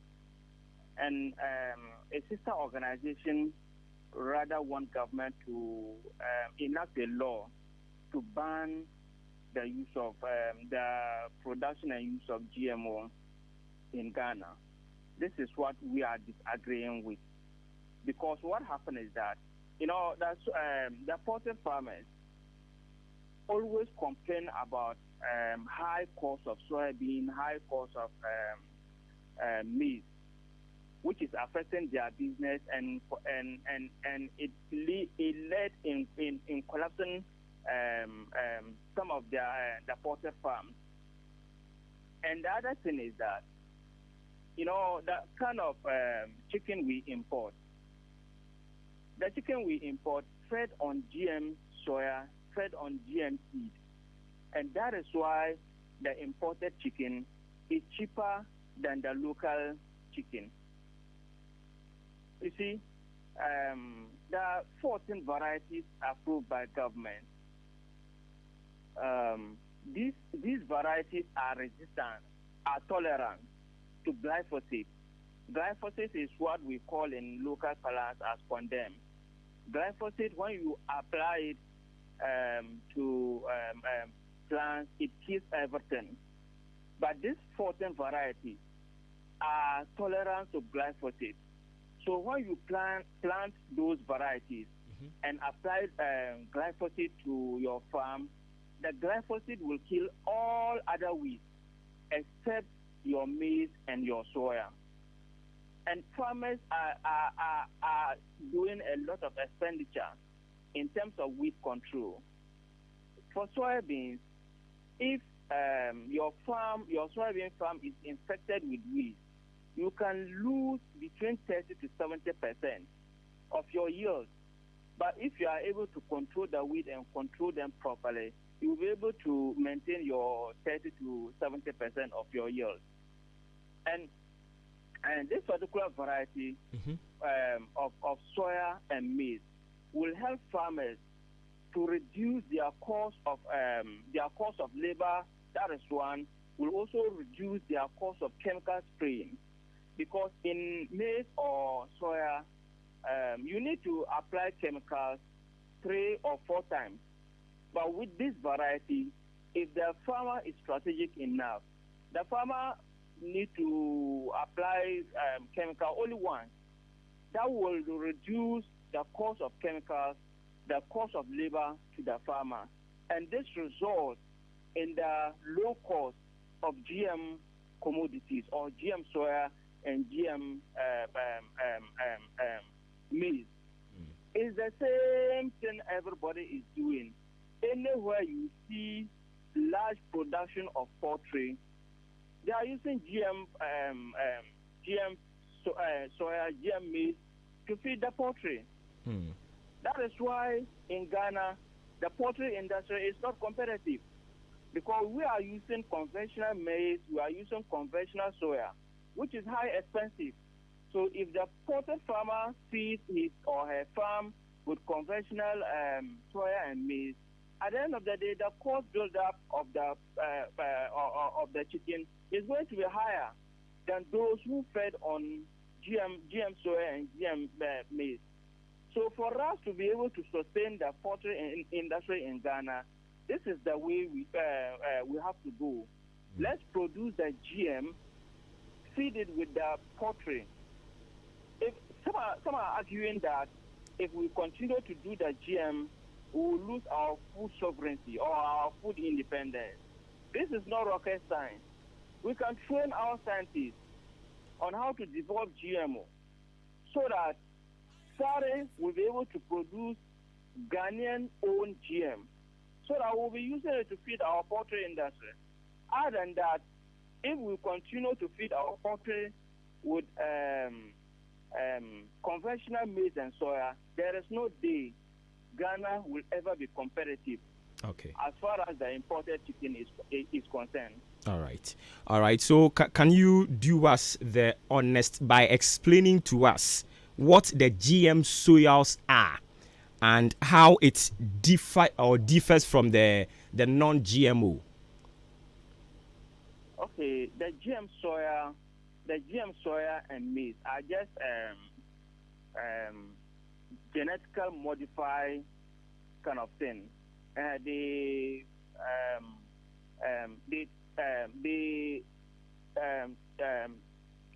twisted the genetic makeup of those crops in such a way that those crops will stand will be tolerable to glyphosate, as I mentioned.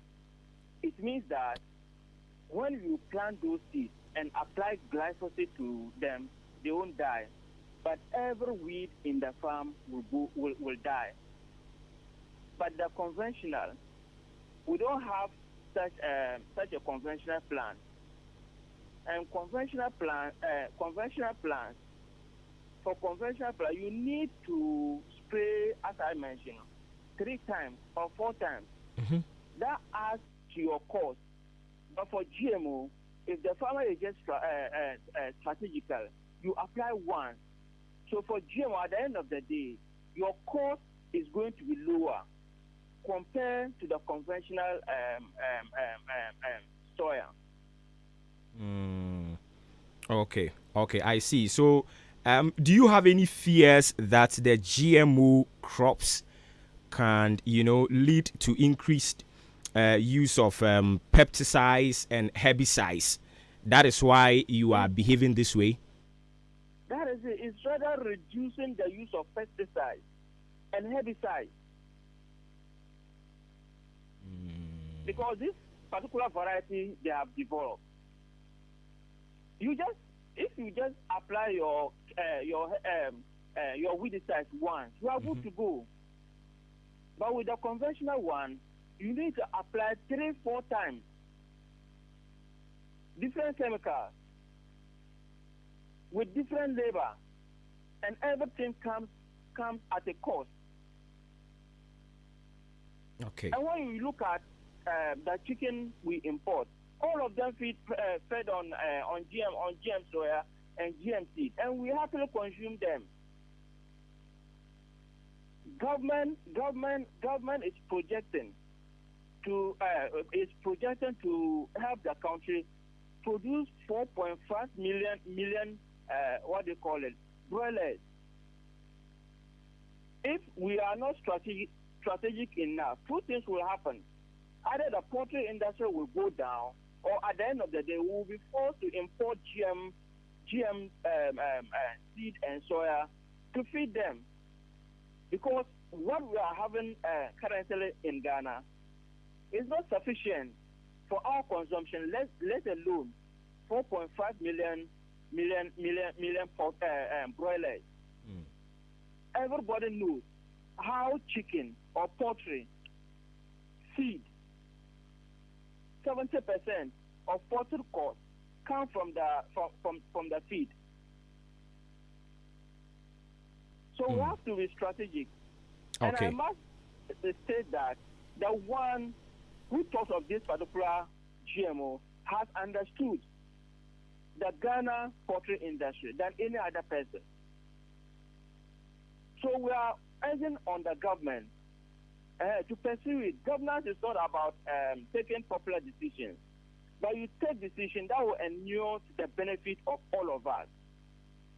We cannot continue to complain about imported chicken without doing anything to change our situation. We always complain about imported chicken because our chicken is not competitive, and this result from the cost of input.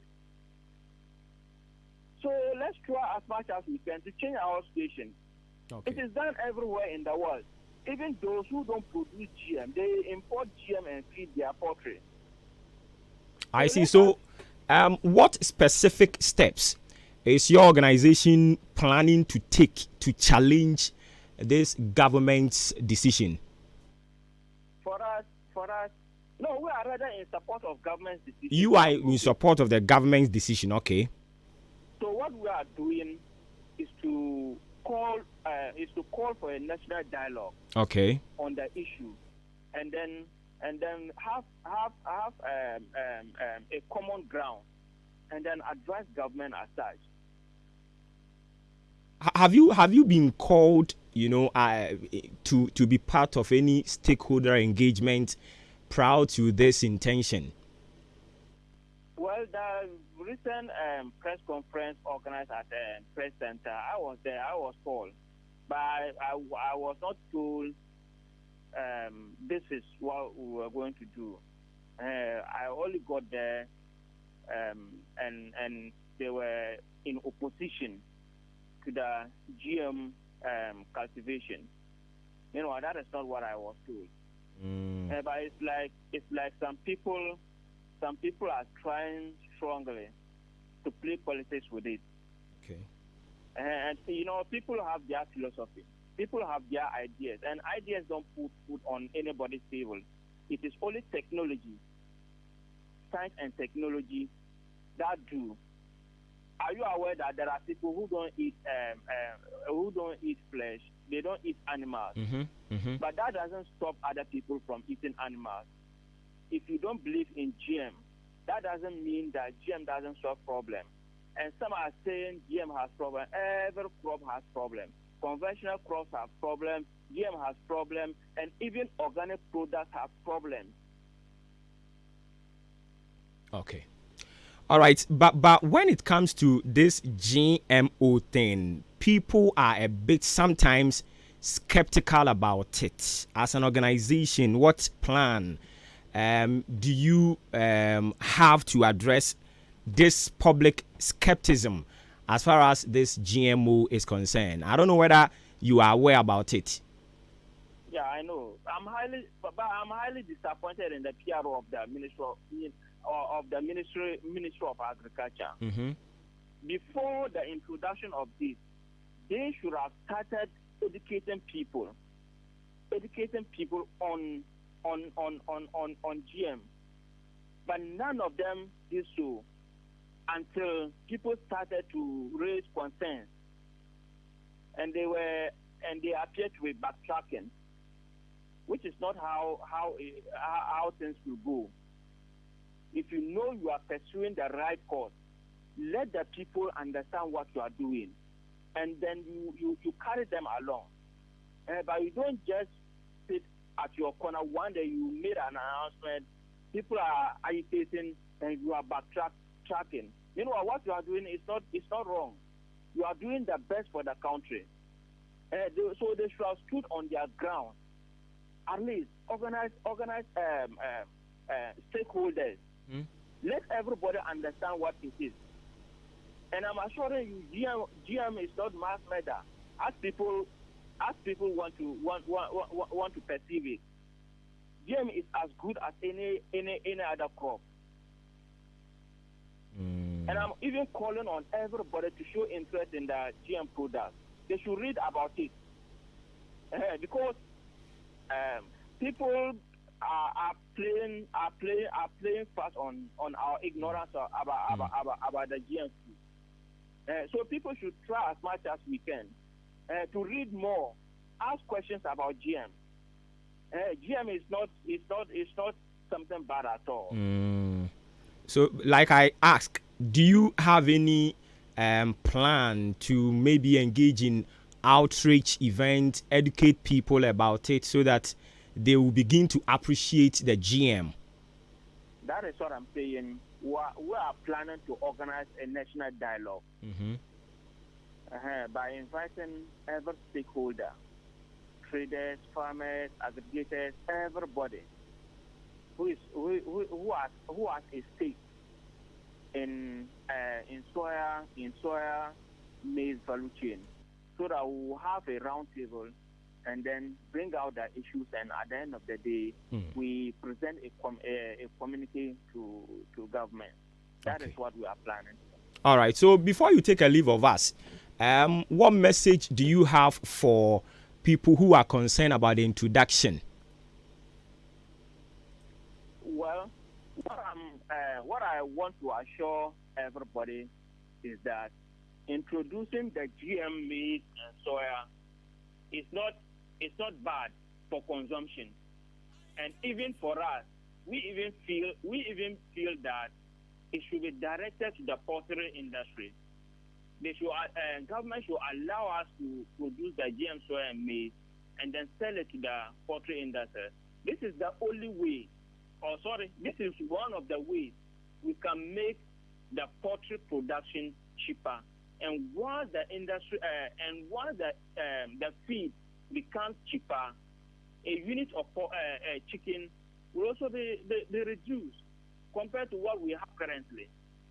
And I'm stating that if we don't take this initiative and we continue to rely on conventional soybean and maize to feed our broiler industry, I can assure you, in a matter of 3 years, the poultry farms will go down again.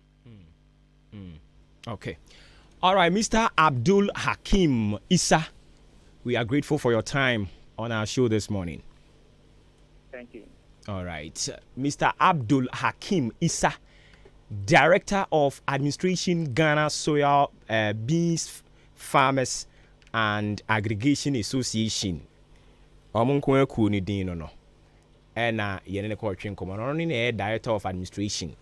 Yene na komo nkomo abusia nkomo ya boy ni etia wa ye de ban yankase ye die mu a ni nyina ne se yese aban ne ye nhyehyɛ ye se de be ya ye betai eye GMO no a ye ka no eye se ye fa abefo kwan so na ye de aye ye de adue nnuaba ne saa niema no ha entu be hunu na aduaba na so do so akese GMO food eno na ebinu mo e kire so na se ade edi e ba ha adwin no so there bi e ba ha adwin sei ade e ba beboa ene yi ko wiase afanan bibre ya eno a ne bibre no ade di omdwuma soya bean na buru nom ne ka ho no eno a ene wo de ye ene ti si ade bi ba na ene kwan so ano na ade ba ko a wo mo kire se wo mo so wo ho hawo kakra ne se ase aban ade no ode ba no wo mo pese wo mo de ye politics but we no so anya politics nti wo so mo hwe no wo mu jai sa ade ne na emoa se ya nso so GMO no so na yetena ho no mo a de ye yamanyosem a wan hwe ye beduru baabi omo eye poultry farm no omo nya aburo eni so ya bin ni bi mpu mfa man kokko no mo ni ekoba sa anso de ye ne na eyo haw kese pa na ye nyina ye pede ama ye ho eni nti wo de adesrede de ato manim so omo hwe na omo nya hu adwuma fi ye ka kwa na me ka che ne so na eduru baabi am bisa no se sa GMO ten se yi ye na nanom ne ye nkrofo ni bi bebre organ ha wo kirechire mu kire omo se hwe ye be ma mango na bria ye toko omo suro omo se eno ankasa anyi dia ya na ze bebre no adwene wo ho no nhye ensi pisa wo mo wo doubt kakra eno so we no kre pa na ade ba ko a ono no eya no wo edi ministry on hwe kuyayo ene ho nnwuma nsem so no omudin omho yaw ne se bibi se na ye omasede ye wo so wo mo ene ombo hu dawuru ade kire Ghana fo ma Ghana fo ti ase so ye ka GMO a enya ade ye bi kun enye bibi huhu bia na nso ene omo nyina ade omo nsa hye omo na ntem ene omo tete ye condition ni mu a bo wo mo asa akeke wo so me so a wo mo salary wo de to akwala 3 so anu amem enso ehu adwuma wo mo nye ha na adwen na omo so akwakọ ye kuye bisa se omo so de no omo ya afa ho because omo so ye taaban na chi o taa na chi nso de a mekobi yenkone kwa den na mo nso mo de ba be taaban na chi eno omo cho so omo so be omo afamu de no omo ahyase ne Ghana fo akasa atwe omo adwen de asi eye no so mfa so e wo so se e wo se ye nyina ye gi ede atum to wo be kokra no ena me ka se Ghana fo ne nipa mpempempempem o ye tie na omo hwe animu se GMO no beba no asembe no woka kire mo so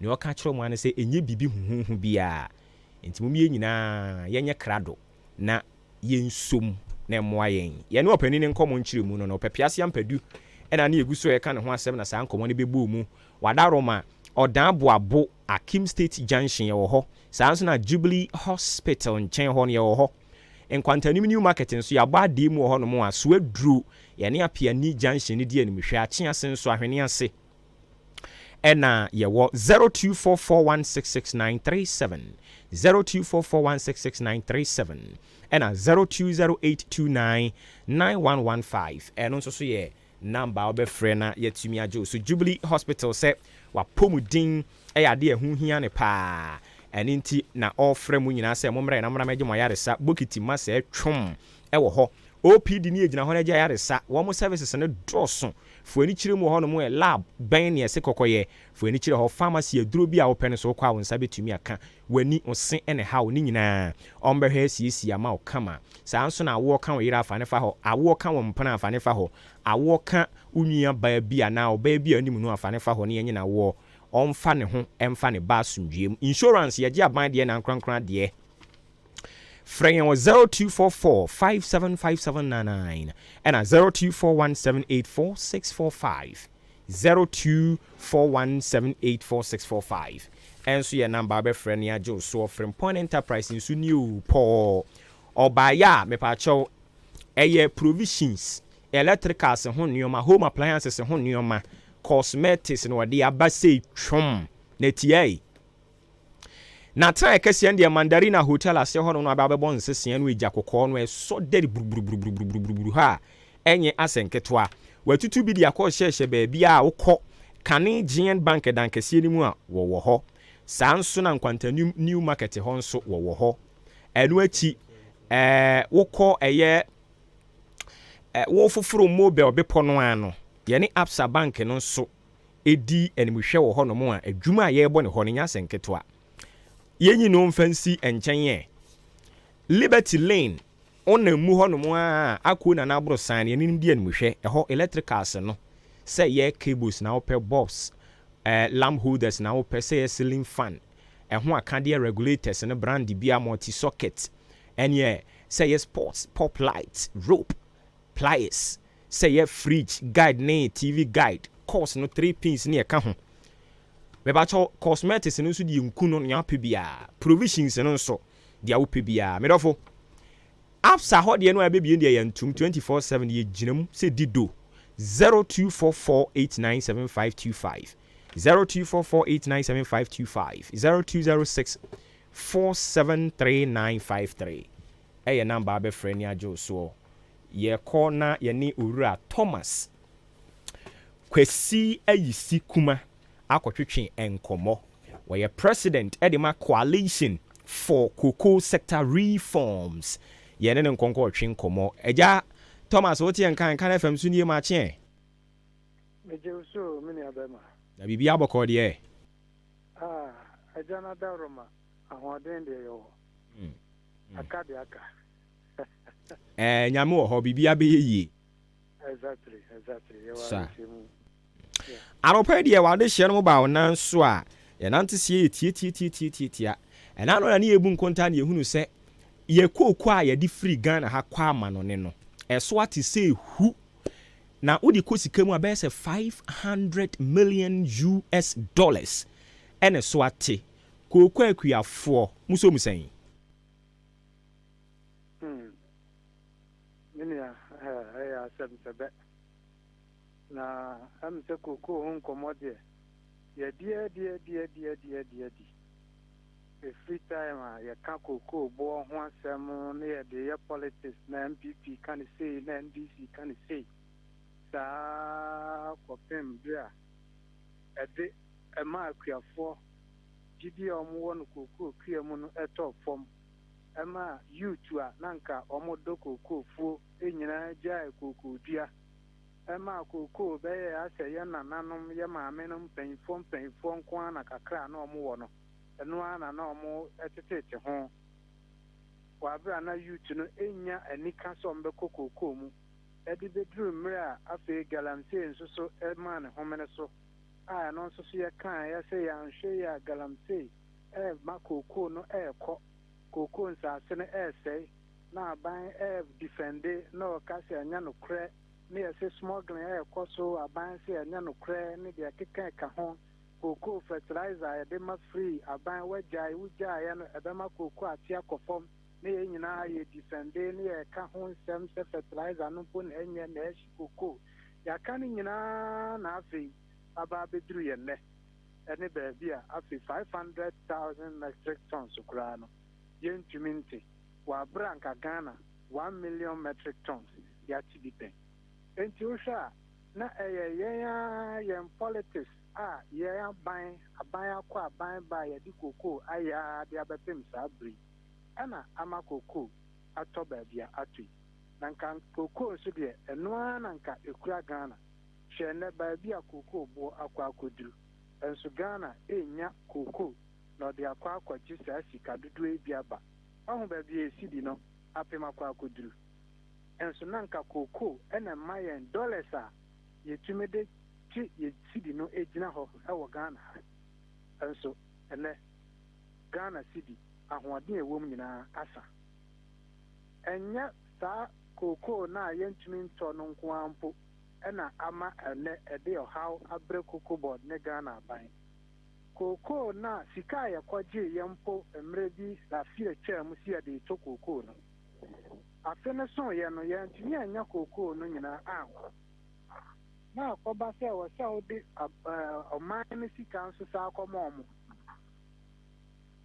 enti no saa time no so no sɛ na dollar no na 10 cedi na dollar na saa pagya akoduru bɛyɛ $13 13 cedis enti 3 cedi abɛka ho enti na sɛ ukura 300,000 Ghana cedi empo na ɛwɔ sɛ wode kɔma abrɔfo na sɛ wode ɛho kooko mu ne dollars mu asa akɔma ɔmo a gye sɛ wopɛ cedi a ɛboro 300 no ma no kɔ bi a bɛyɛ 450,000 ansa na atumi anya dollar na ɛwɔ sɛ wode tua abrɔfo na wantumi ama ɔmo kooko no ɛka saa nneɛma wei nyinaa ɛna akeka bom ɛna ɛnɛ ɛde ɛka twitwire abetu cocoa board ekom amagana cocoa sem ayabasa.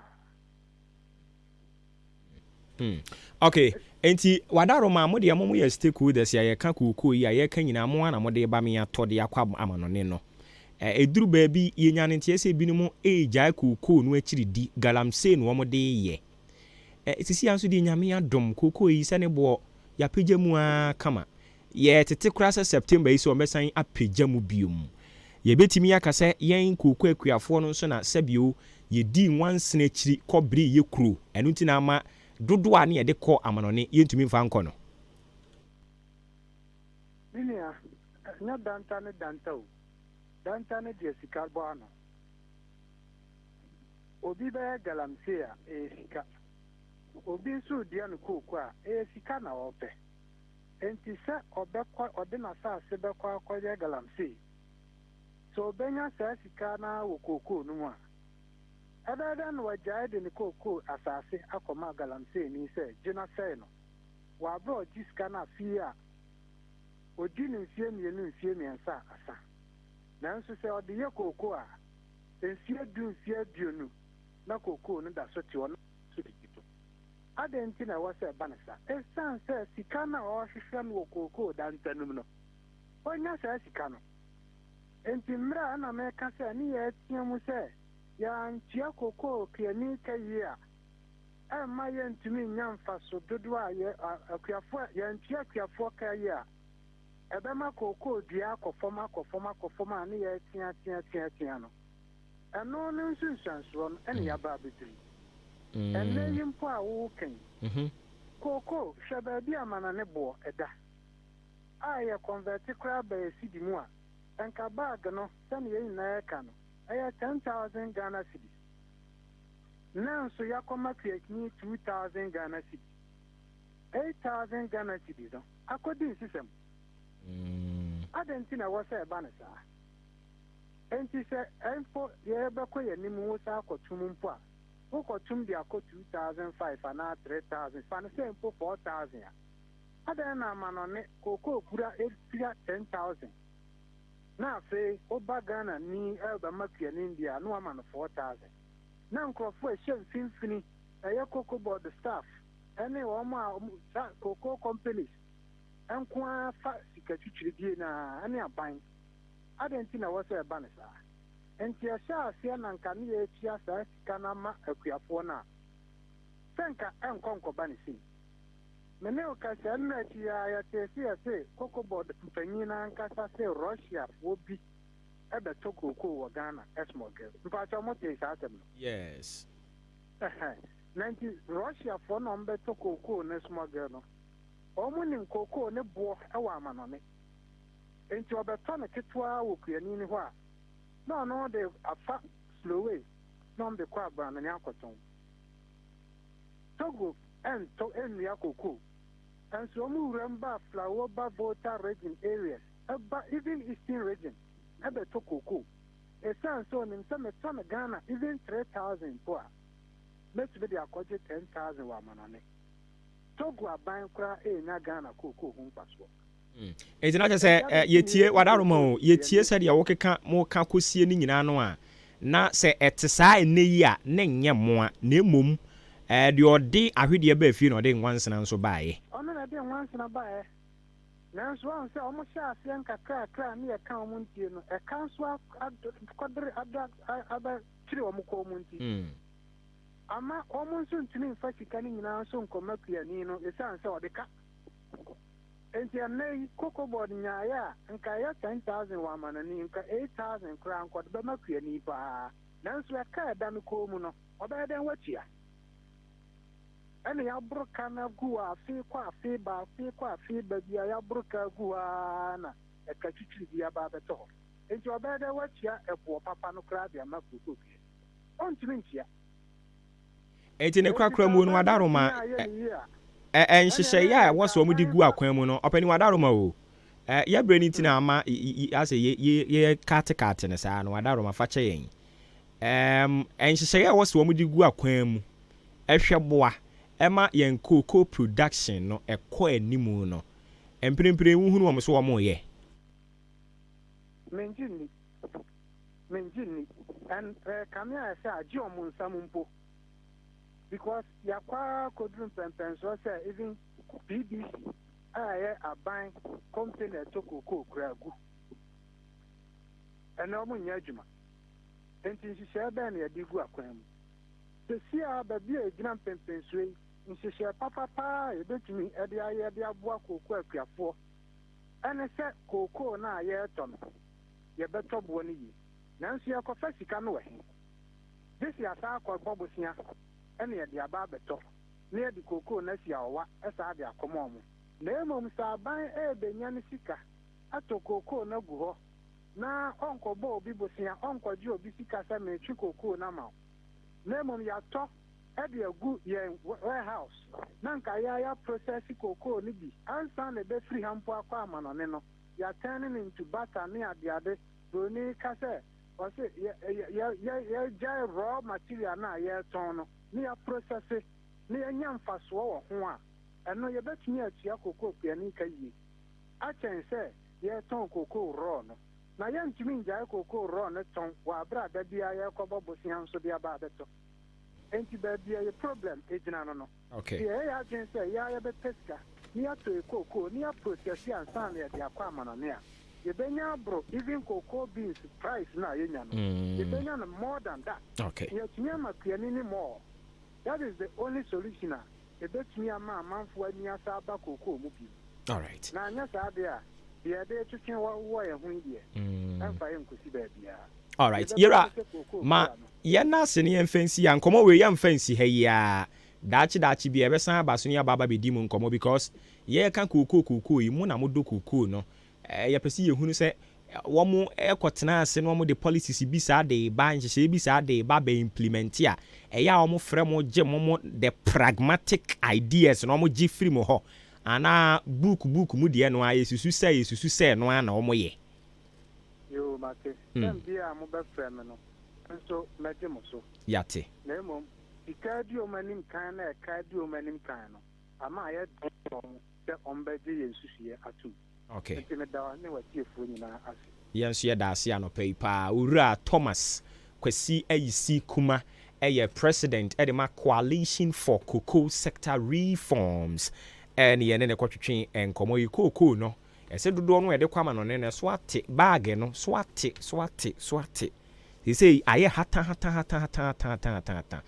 na kumi about ya environment ahoden bebam me pa cho anopa bi aboti bag ne ba ko fatu ensu hiem simadu ko dunum ntem ebe didika no wabone gwa anopa ene anwumre ema penfu ntumi mfa bi wo mo manufo ene mofra wo di 10 years ekofom unya ndi 10 years ya mpa cho mfa bi nana chimasi amoafo chini ba Kennedy wo nyina wo dan ha sanso na bra jo bra yawo ena abosome omunyina wo so adu afei wo fa yawo bra Mike wo nso achiase kwaku amu ansu butukade me pa chowe bia na opesa woni Dr. Paul Komimi ntakasa eye 0248716402 0503785656 fresa number ye na wanye so yemfa seda no so nkoma wo a wutie yemfiti anopa na bepem sa bredi ekoyie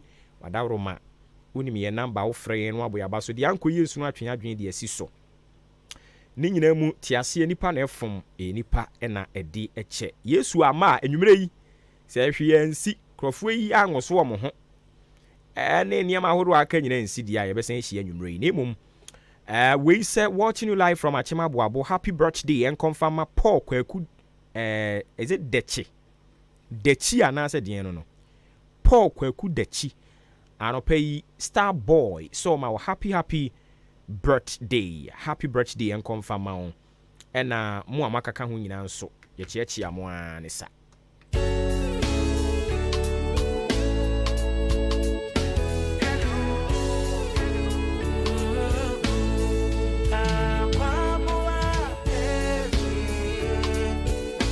Odi Ankan Kwame Yebowa Adwempa hene Kofi Mensa Kobe K and a Billy Man Ofremi Oboba Ofori Amanvo as usual. Dear Koye, Boyabaso.